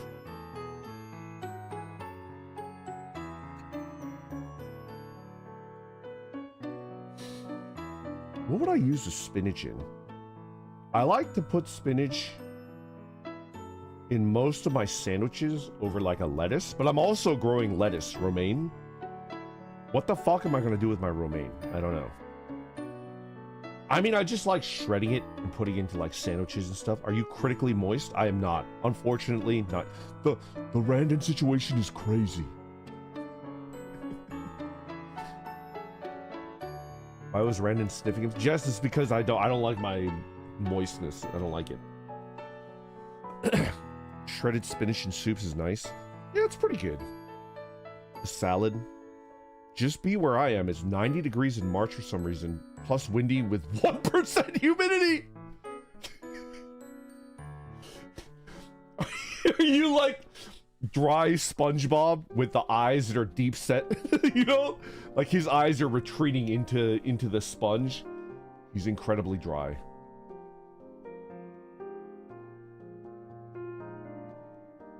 Isn't there some guy who grafts tons of fruits from the same family onto one tree to make a fucking hydro tree, then plants them in low-income areas? I've heard that they're called fruit cocktail plants, yeah. And it's mostly like apples and peaches. It's like peaches and cherries and plums, those types, the pit fruit, right? I've heard that they're less productive than like a one type plant. I've heard they're kind of cool and they do work, but the productiveness of that like fruit cocktail plant is not higher at all. It might be a little bit lower. I need to figure out what the fuck is wrong with Gustavo. Do I clip the lemons? Do I clip them? Do I start again? My grandma had a plum tree and it was so fucking pog, I'd eat those little bitches till I threw up. That's very Hobbit core. Excuse me, it's pronounced limon. I did the Moomin with the switchblade, but I put it away. Daimao, I could have enraged you right now. I could have trolled the ever-loving fuck out of you, brother, but I didn't. Because I love and appreciate you. I almost... I opened the switchblade and I carefully put it away, and I was like, no. I am a movement of peace. Troll Daimao more, it's only right. I can take it! Damn it, he knew it! I was gonna call it a stroop waffle. Can I tempt you with a delicious stroop waffle, Daimao? Would you like this stroop waffle?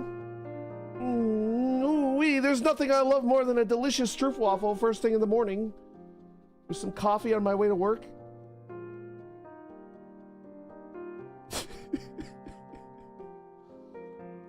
My grandparents had a cherry tree that I used to climb in. Did I? I'm strooping the waffle.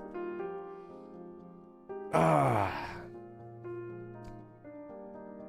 What do I want to grow this year? See, I went all in on the shallots and the garlic. The shallots are very expensive, so it might be worth it, but the garlic is definitely not worth it. The garlic prices have fucking crashed. I could probably clip my toenails and buy a 3-pack of garlic with my toenails. Have you watched the 90s Moomin anime? It slaps Snufkin is voiced by the seiyuu who does Dio. That's crazy. What? That's a I know that voice actor. He's good. He's very good. He's got a great voice, but I can't imagine Snufkin sounding like Dio. He sounds so soft and young. Oh, okay, so he doesn't sound. I'm imagining like he does the Dio voice, and it's like, what the fuck?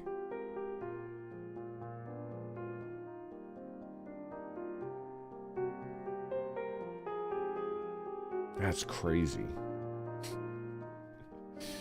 Oh, I watched episode 1 of Steel Ball Run. Oh, it was so good. Oh my god. I'm so happy. I'm gonna level with you. I'm not current on JoJo after Steel Ball Run. Like, I have very little interest in watching it. I'm good. Oh man, it was so good.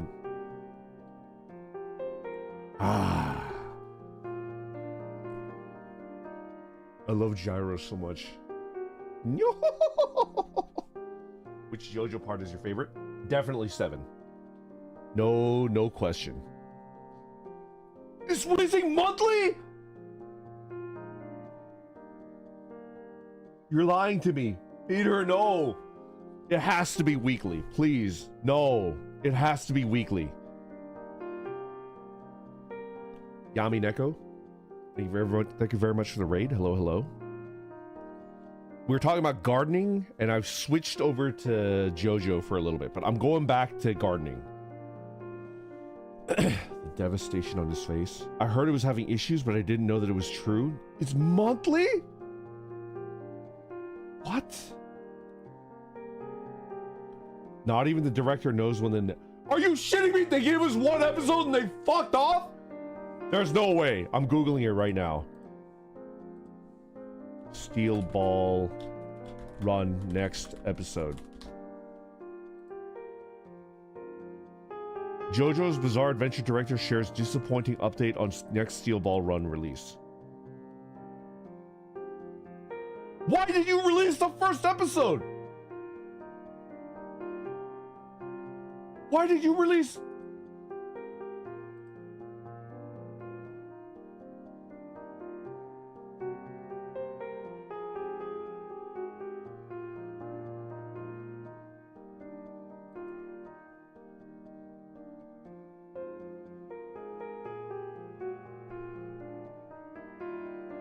Why did they release the first episode?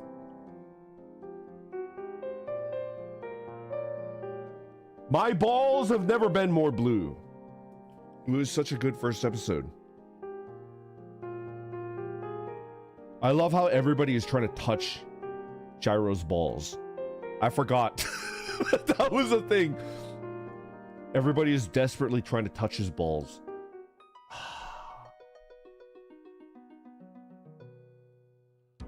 This is how anime will be released now. You get 1 episode at a random day and then wait for the next. Who knows how long? Are you kidding me? Blue Ball Run. Is Gyro a VTuber? I wish. wish I would send him an Akasupa and then he would ignore it, and I would just want to fucking end it all. That's fucking crazy. It's probably because they already had promotion and merchandising scheduled to release, so they couldn't postpone it. I know there's an ongoing Kinokuniya merchant. That's fucking crazy. We've given too much power to the bean counters. This is a fucking disaster. I thought I would have a new episode next week. Oh, I was so happy. Oh, I'm like, I feel like I'm gonna cry. What?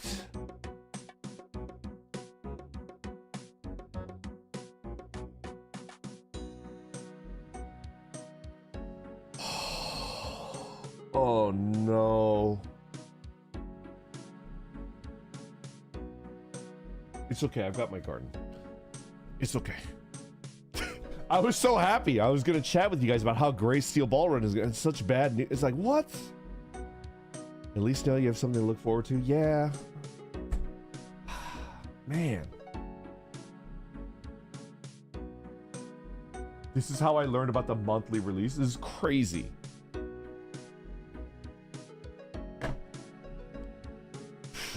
Okay. Back to garden talk. We'll deal with the Steel Ball Run situation later. I still need to finish part 6. It was good. It was good.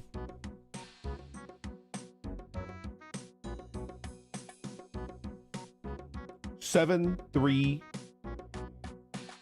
2, 4. 7, 3, 2, 4. Those are my favorites.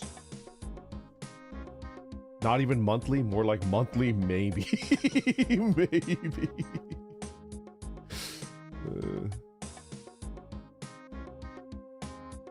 Part 5 is Cheeks. I'm still mad at it. It was okay. It was good, right?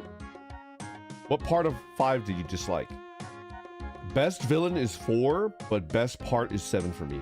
Best villain in 4. Yeah, he is kind of the best villain. I mean, he's so good they brought his ass back, and there's a bunch of spin-offs, right? For me, Kishibe Rohan is my favorite part of part 4. I just fell off in the middle of reading it and started watching it. Dio is the coolest, end of story. Part 5 was fun. 7 is my favorite. 3 is what got me like truly into like the JoJo meta, which is why it'll be number 2. Ah man, they're all really good. 2 I think is like the cleanest plot wise. It's a very clean plot. It's good. Rohan being a self-insert character makes him even better. Yes, the one where he goes to France is fucking hilarious. Okay. I have made my peace with Steel Ball Run getting an episode maybe in 1 or 2 months. Episode 2. I've made my peace. It's okay. I'm okay with it. I'm similar. Josuke is my favorite JoJo. Part 7 is my favorite story. 4 is my favorite just for the variety of stories. I feel like 4... What did I like the best about 4? I think 4 had like the best memes. They were so good. 4 had some really good memes. It was great aesthetically. Yeah. It's just good. Lots of good characters. Good villain. Good everything.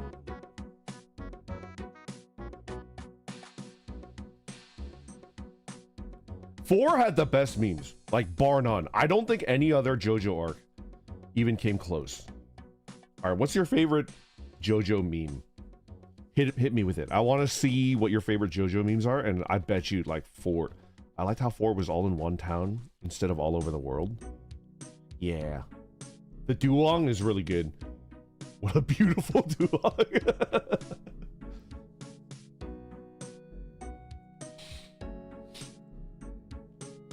The spaghetti is suspicious. That's a good one. One of my favorite JoJo memes is Konopa! That shit is really good.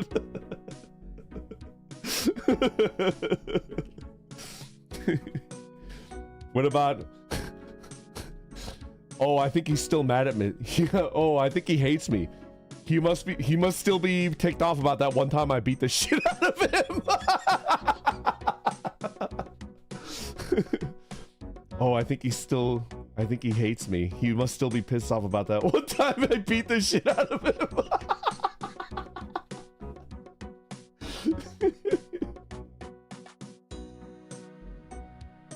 What about Kira's rant on going to the gym, like a public gym? He's like, I refuse to touch something that someone else touched with their filthy hand that they masturbated with. That shit is real, man. That shit is way too real.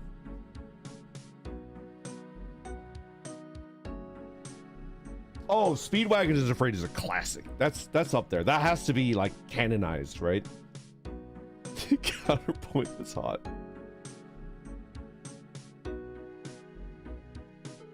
Duong is still my favorite. It's a good one. Ah, I feel fresh and new, like putting on a new pair of underwear in the new year. Freshly washed underwear.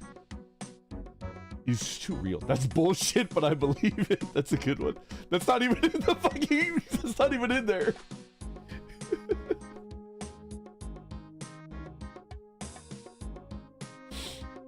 Ah, man. Who hasn't read Steel Ball Run? Is there anybody in my chat that has not read Steel Ball Run and you're gonna watch the anime only? Is there anybody here that I didn't finish it? I have not. Okay, then I will not talk about Steel Ball Run. I'll talk about Steel Ball Run. There's a couple moments that are like, what the fuck? I haven't even started JoJo Lion yet. Like I read Steel Ball Run and I was like, oh man. And then JoJo Lion was like still ongoing. I was like, I'll read it when I finish it, and it's finished, and I haven't, you know. I have not, but I don't mind spoilers.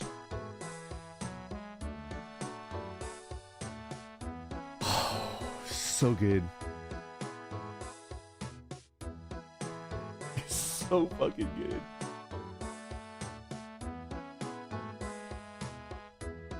Yes, Dachi, I know. This is my favorite part. Not my favorite part, but this is really good. I think I have not, and I do mind spoilers. Yeah, I'm not spoiling anything. It's just, you know what like the main strength of JoJo is? This is very rare in manga and anime. The main strength of a JoJo arc is that you're always gonna get a good ending. Not even an acceptable ending, like a good one. And sometimes you get a fucking goated ending. I hate that, like, you get into an anime and they're not professional writers, so the ending is fucking ass. It's so bad. Like, as an anime fan, as a fan of manga, like, it fucking hurts me that, like, nobody knows how to finish a series, right? Except Araki. Araki, you can put your fucking balls into his hand and he will not crush them. He'll give you a good ending. You can always trust a JoJo arc to end well. And it's like, oh man, that was great. I feel good. And I think the Steel Ball Run ending is the best ending. I would argue that Stone Ocean probably has the most. It's acceptable. The end of Stone Ocean was acceptable to good. I would say that was the weakest ending. But I think like Steel Ball Run has like a goated ending. It was so good. Ah, a good ending is not always a happy ending. Exactly. I do not read Chainsaw Man because it's too Coomer for me. So I feel very vindicated that all the Chainsaw Man fans are fucking insanely angry right now. Tell me in a spoiler-free way, is that even possible? Don't listen to them. The Chainsaw Man ending is fine. Is it fine? Is it though? They're losing their goddamn minds. It's too bad Part 7 anime is stuck in jail right now. Yeah, like, it kind of bummed me out. I thought it was a good ending. It wraps up very abruptly. Chainsaw Man ending was goated.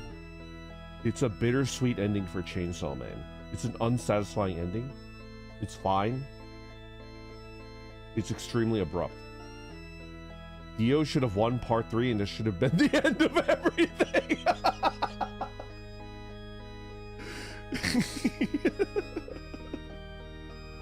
You remind me of that meme, Fallout Man, where it's like, it doesn't matter about the power scaling. It doesn't matter about the theory crafting. My favorite is the goat, and your favorite is a fucking bomb. I'm on here on the Reddit agenda posting. Zoro is the goat, Sanji's a fucking bomb. Dio is the goat, Jotaro is a fucking bomb. End of story. That's Fallout Man. Maintain the agenda. We are agenda posting. Domain expansion. Malevolent shrine of agendas.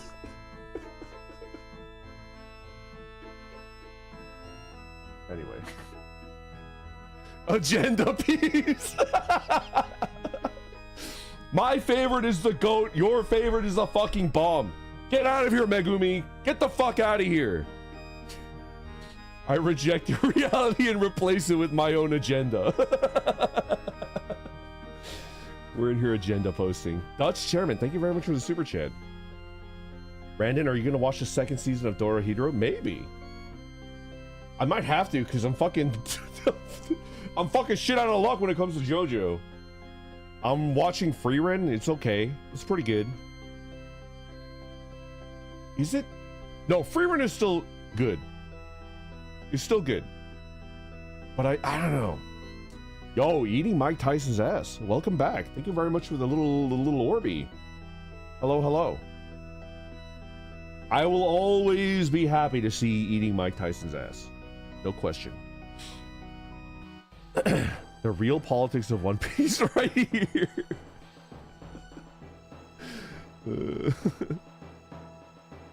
Did you ever watch Solo Camping for Two? No. Maybe I should watch it.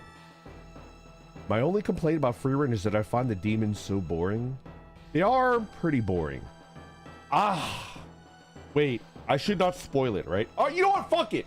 I will not spoil it to a great degree, but I will tell you my number one pet peeve in like a general piece of media. Is that okay? Because Freerun is not like a plot-based thing with like, ooh, plot twist. Oh, that's crazy, right? I will not give you like exact characters or situations, but I'll tell you what my number one pet peeve in basically any type of writing is.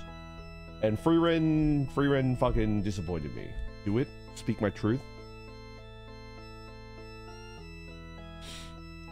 When you are writing, when you're writing something and you want to create a near-death moment, you have to understand that the reader, no matter how dumb or how smart, once you've done that once, like your world shifts, and like what used to be a nail biter is more like, oh yeah, that just gets hand waved away. That's not a big deal. When you're doing it for fucking thrills and chills, you have to understand what you're giving up. A reader will not find that, like, it reduces their sense of danger when you do that. Like, if you put a near-death moment in and they don't fucking die, you're doing a disservice to your fucking story, man. I'm telling you, Dragon Ball did that. Dragon Ball, that's like the chief weakness of Dragon Ball. That they fucking did that. And I love Dragon Ball. I grew up with that shit, you know? I will not accept that in 2026. Me trying to kill all my players all the time in 5th edition? Yeah! It's just like, you can't. You can't. Don't do that.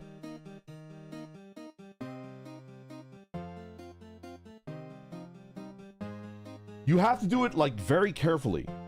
It can't be for no reason. It can't. He's used to piss off characters so that they access more power. I mean, GK had a moment like that. Golden Kamuy had a moment like that, where it's like, oh, fuck. Dragon Ball has no stakes. Yeah! Free ran more for the chill travel vibes and the melancholy about time blindness.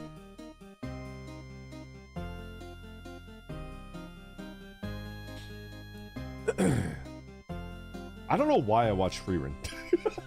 It's like entertaining.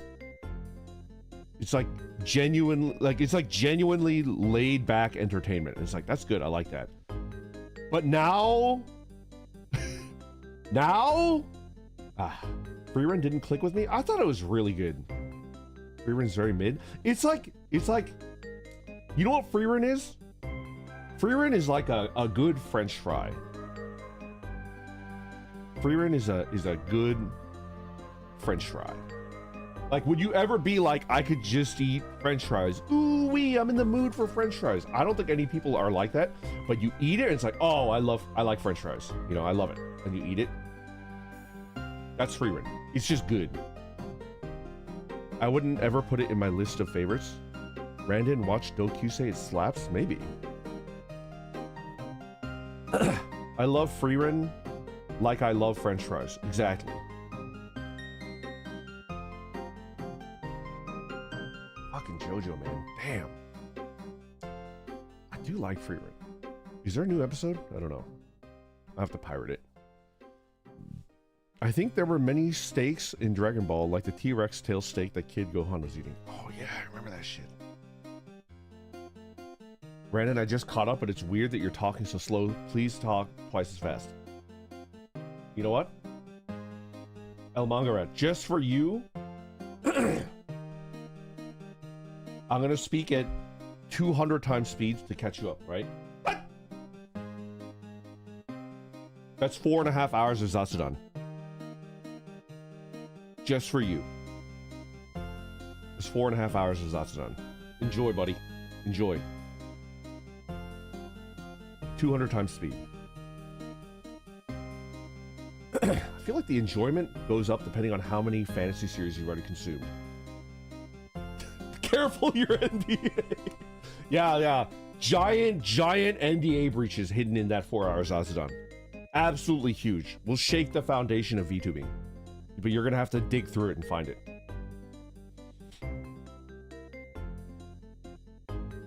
Brandon was betrayed and locked in the chamber for 10 million years. I've been jacking it for 10 million years! You forgot me! You psychos! Crazy that you said it on YouTube. I know. Can you repeat it? My ears blinked. Alright, Crawler, just for you. What?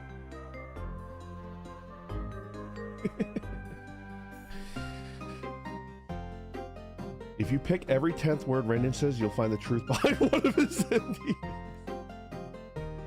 Brandon, could you handle being locked in the crystal where 1 minute feels like a week? 1 minute feels like a week. So my mind would be aging, but my body is not. Is that the thought of it, Thor? Could I handle being locked in a crystal where 1 minute feels like 1 week? Do I get to move? You know? Like reading? Hyperbolic time chamber? I think I would be able to handle it. What would I do?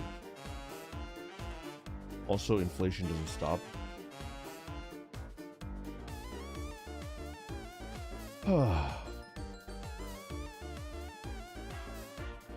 could just jork it. Completely frozen in space for 1 minute IRL. I mean, I guess like your mind would still be moving, right?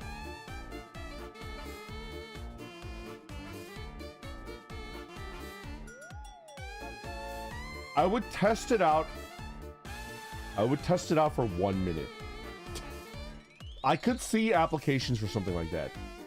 Have I ever told you guys my mindset for like new things?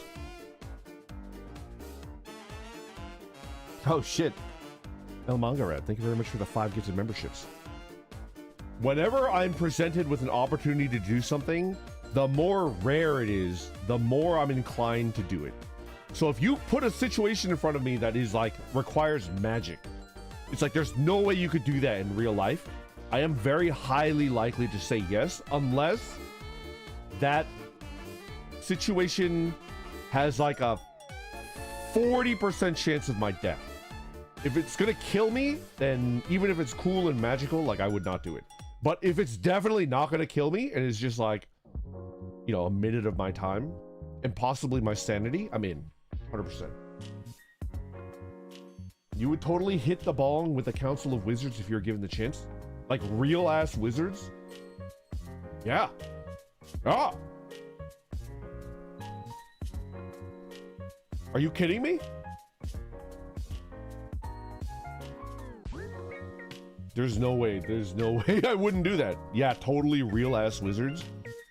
Yeah. He's just not as bad as the dude from Bleach that fought with Curse. I remember that! He got slowed down so badly that 1 second was years. It was like 1 second is like 8,000 years. And then he fucking stabs his ass, right? And then he dies, and it's like, oh man, that was like 80,000 years. That was such a fucking funny ending to him. Like, he's just like, he explains what the poison does, and then he just fucking stabs him in the chest and then walks away. Shit was awesome.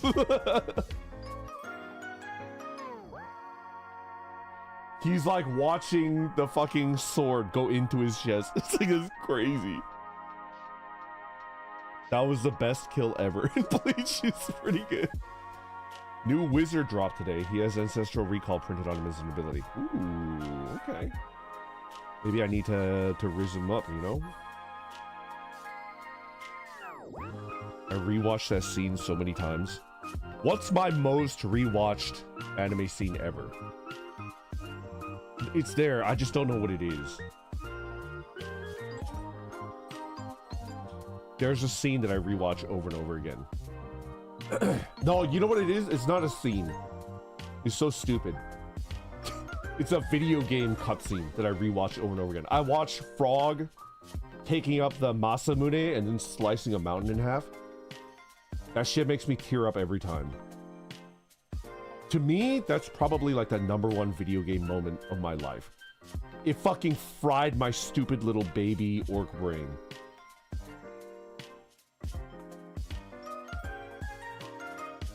That shit fried my brain. It was so good. Yeah, from Chrono Trigger. And then they did the Akira Toriyama cutscene for the Nintendo DS version. And that one's goated too.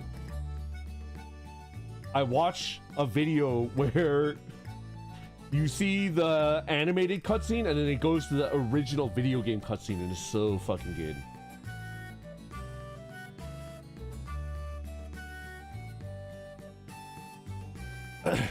You should watch the rugby baby scene from Yakuza 6. Rugby baby scene. I can't even imagine what that is. What is rugby baby? What is that? You know what? I kind of want to get my paper. I feel like I'm missing something that I planted. Just give me a second and I'll buy it. I'll not buy it. I'll go get it and then... Am I forgetting something? Hold on. I'll be right back.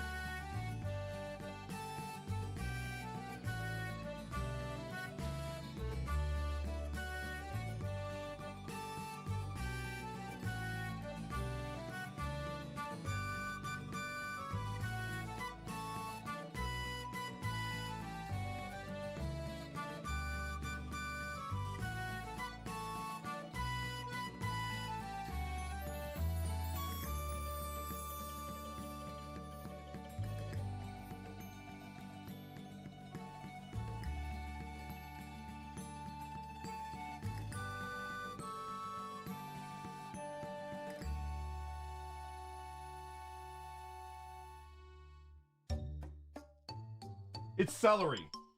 That's what I forgot. It's fucking celery. I'm growing celery this year. It's brand new. I hope it does well.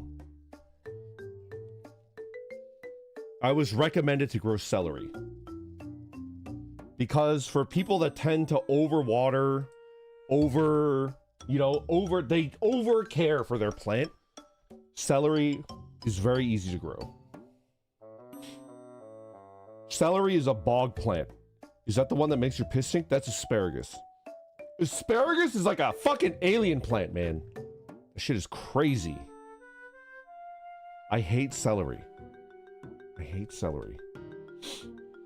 Are you talking about you hate raw celery? If so, I don't even think you're wrong. I can eat and enjoy raw celery, but I understand why a lot of people hate it. I want to point something out, though. Mirepoix, which is carrots, onions, and celery. When you cook them in oil with salt and pepper, it like transforms. And I think the celery is like super necessary for the three. Mirepoix is bullshit! What? Why? Like a dagger through my heart. I put that shit in everything, man. It's so good. And you need the celery. It has the flavor. It changes. It's good. The Filipino version of it is better. What's the Filipino version of it? Your ideas intrigue me, and I would love to subscribe to your newsletter. What is the Filipino version of Mirepoix? Oh my god. Onions, garlic, tomato? Is that... Yes! Yes. I mean, tomato... I don't really use tomato in everything. I put it in dishes that I really like. But onion and garlic, everything. Well, yeah, of course it's better. Yeah, garlic is 10 out of 10. Tomato is really good, but I don't really think I put it in, like, everything. I can eat carrots raw, but not cooked. Interesting. Have you ever made that one celery dish that's negative calories and makes you fart like a motherfucker? No. That's, like, intriguing. The foundation of our cuisine. It does sound pretty good.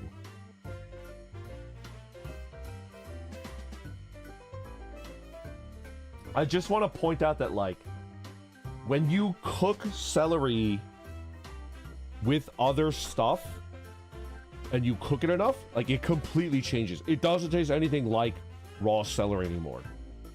It's good. So I can understand people that will not eat celery raw, but it tastes good otherwise. Another example of that would be like kale, right? I can eat kale raw because I think it tastes good. It tastes like broccoli in leaf form, which is kind of interesting and cool. And I love broccoli, right? But if somebody tells me they can't eat raw kale, it's like, yeah, that makes sense. But cooked kale is very different. It is really good. Kale is disgusting. You mean even cooked and raw? If you think raw kale is disgusting, I'm fine with that. I can make my peace. In a way, you're not really wrong. But cooked kale is like so good. Kale, look away. Why would you say that about me? I like raw kale. I'll eat raw kale, no problem. But I can understand why people can't eat raw kale. Kale is really good cooked, yeah. Anyways, I'm growing celery this year, and I'm gonna overwater it, over everything. I'm gonna turn it into a fucking bog. Isn't kale and broccoli the same plant? Yes, the brassica. They are. If you can't handle me at my rawest, you don't deserve me at my cookedest. Pretty good. Will you ever plant tomatillo? Can you give me the scoop? I love tomatillo. I love cooking with it, but it's so cheap and consistent and good at the supermarket. I've never felt the need to grow it myself. Does it taste a lot better if it's grown at home? Is it worth it to grow? Like, is there a cultivar of tomatillo that's just like way better?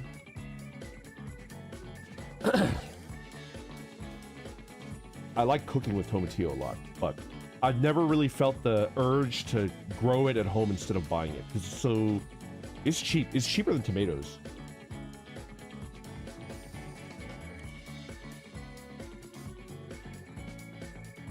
I'm gonna grow my own cilantro.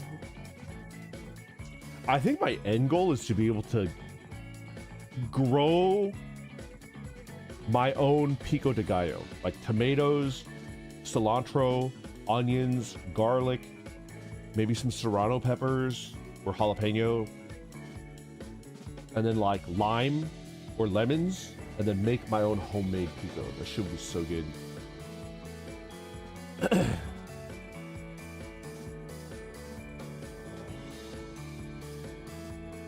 It's just you have to wash and peel them, unlike tomatoes.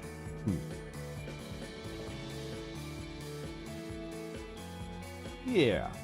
I wonder how good they taste when you grow it at home. That's a fun goal. Yeah. It's probably not going to be this year. I don't have... I've got my Thai chili peppers. I don't know Thai chili peppers. I think the main reason to garden is, one, it's a very useful skill to prevent you from dying. It's like arguably the most important survival skill. Even more than murder. It's the #1 important survival skill. And then 2, even if you don't need it to survive, the fucking grocery store chain is fucking sold us up the river, man. They're giving us like trash. They're like, we're growing these veggies for these peasants, and it's not because we think it's the tastiest. We're growing what's easiest and for us and makes us the most amount of money. That's a good reason to grow your own shit, because you could grow for yourself and make it tasty.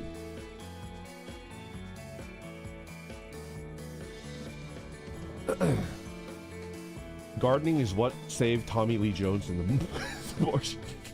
Wait, what? Tommy Lee Jones? Was the Martian Matt Damon? I don't remember. I can spin yarn, knit, and crochet. I'll trade your food for clothes and blankies. 100%. Do you fertilize it with your shit? Crazy Cat. I had a moment. Oh my god, I was never gonna tell you guys this. Alright, I had a moment that's related to that. It's not shit, but it's piss. Did I tell you about this? I had a moment. I started a compost pile, right? I started a compost pile and I had way too much browns and not enough greens, right? So for those of you that don't know, if you're trying to compost, you need 2 things. 3 things. You need browns, greens, and you need water. Those 3 things will create compost. You just give it time and it'll do it. Now my browns are taken care of. I just shredded a shit ton of cardboard boxes. Your standard as brown paper cardboard box is literally the perfect brown. So you just shred that shit up like nice and thin and you got infinite browns, right? Greens are typically, you know, scraps, like kitchen scraps and stuff, right? I do not have enough greens, and I was looking it up and it's like, just do what you can, you know. The easiest green is lawn clippings, which I do not have enough of. So just cut grass. You could just put that in there. I was considering stealing it from my neighbor, but I decided not to for multiple reasons. So I was looking at a severe deficit of greens, and I was looking up online the method to do that. And they were like, if you do not have access to grass clippings, which is weird, but okay, or you don't have enough, you can augment that with urine. Because the main thing that you need in your greens is nitrogen. And nitrogen is in very, very high concentrations in piss, right? So I went and I bought a gallon jug of Arizona iced tea, the green tea version. I chugged it, and then I pissed into that jug. And then I took the jug out to my compost pile, and I was looking very, very hard at the compost pile. And then I was looking at my jug full of piss. And an overwhelming inkling, an overwhelming gut feeling hit me, where it was like, I feel like I've been trolled. I feel like I did my research and I didn't check the fucking account, the Reddit account of, and it was fucking instant, and he's getting me to put piss, my own urine. I've already paid $2.99 for this jug of iced tea, and now I have a jug full of my own urine looking at my compost pile, and I have been tricked. I've been bamboozled. I have been thoroughly, you know, bested in the arena of ideas and trolling, and I did not put the jug of piss into my compost pile, but I got really close. I got really, really close, and it was very, very humiliating.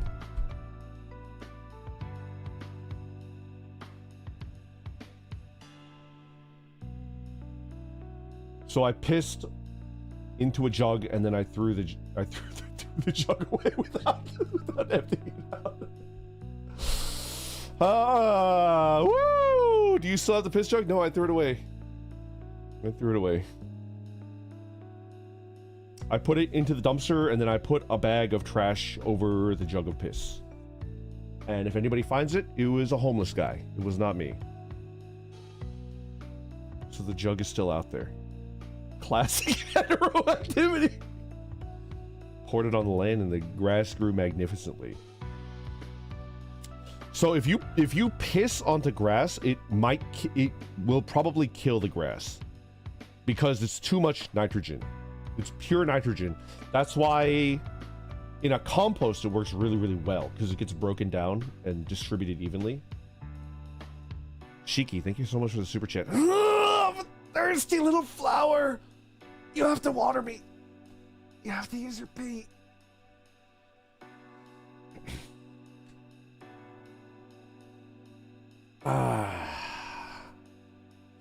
So that's my humiliating story of the day. I hope you guys appreciated that. What are we doing tomorrow? We're playing Slay the Spire. Can I disappoint you right now so you're not disappointed tomorrow? I beat that run with the Ironclad, and then I beat another run with the, I forgot what they're called. The Banished. The second one. So I have 2 completed runs and like 6 dead runs. So I'm gonna play Slay the Spire, which is a goated game. It's really good. The Silent, there we go. You live in an area with a lot of deer or elk, or where people let their dogs go, you'll see a lot of dead spots in the grass. Yeah. You don't want to just put in pure, you know. Yeah, technically urine has really high nitrogen phosphorus because it can fertilize things, but it's too high. You need to like dilute it, and diluting it in compost is probably the best way to do it. But I refuse to eat things. I just don't want to do it. I feel like all right, this is let's say I did it, and let's say it worked, and I have good high quality compost, and then I apply it to my plants and I'm growing it, right? And then my cucumber plants do really well, and then I make it into a pickle, and then I'm trying to make friends out in town by offering people my pickle, but then I give it to them, and it's like, I should probably let them know that I fertilized it with my piss, you know? And then they're gonna think I'm a fucking weirdo. They're gonna think I'm fucking crazy, dude. I can't do that. I can't use my own piss to fertilize it, because then, you know, there has to be a disclaimer, and then they won't eat my pickle. And they won't eat my pickle. Just don't tell them. I have to tell them. That definitely needs to be disclosed. There's no way I can't not tell them. Anybody that eats my pickle has to know that it got fertilized with my piss. A pickle? Good morning, 4 Milks. I'm gonna ignore that. I'm gonna ignore that, and I'm gonna let you know that your plant was one of the only plants that survived winter. The 4 Milks Thai chili pepper plant is thriving. And I think that made me the most amount of money, because I use Thai chili peppers in almost everything now. I've kind of phased out my super hot chilies. I think the Thai chili pepper is good because it's actually not that spicy stomach-wise, gastrointestinal, but it's like spicy in the mouth, which is where it matters. Overwintering pepper plants is pickles are the ass pennies of 2026. How did the kale fare? Kale. all 5, wait, 1, 2, 3, 4. All 4 plants survived and they're thriving. I have more kale than I know what to do with. I just harvested like 20 leaves and it made nothing to the bush. The bush is like fully intact. Anyways. Brandon, please, people used to mix their own shit with the pigs as fertilizer in my grandma's time. I'm just saying. Oh, it froze. Hello? There we go. I'm just saying I can't. I have to disclose that, and I think I would lose a couple people if I did that. Feed them to Casper, you know it. I am pro-bush. I am. Your model's a little janky today? A little bit. Alright. I think I'm gonna call it because I'm getting really hungry. I'm getting really hungry. Thank you for hanging out. I appreciate it. What are we doing tomorrow? Slay the Spire. We're doing Danganronpa. And if you liked the Danganronpa and you wanted it to come back and you were worried that I would never finish it, you could thank Danchi for that. So Danganronpa, Saturday. I'm thinking of doing membership. I don't know. Just membership art should be fun. My goal is to not miss a stream this week, and I will consider that a win if I avoid missing a stream. Alright, I'm gonna go eat lunch. Woo! Nothing has grown just yet. Who do I want to raid? Maybe Rip Skip? Go eat a pickle? I will. I will. I'm ready.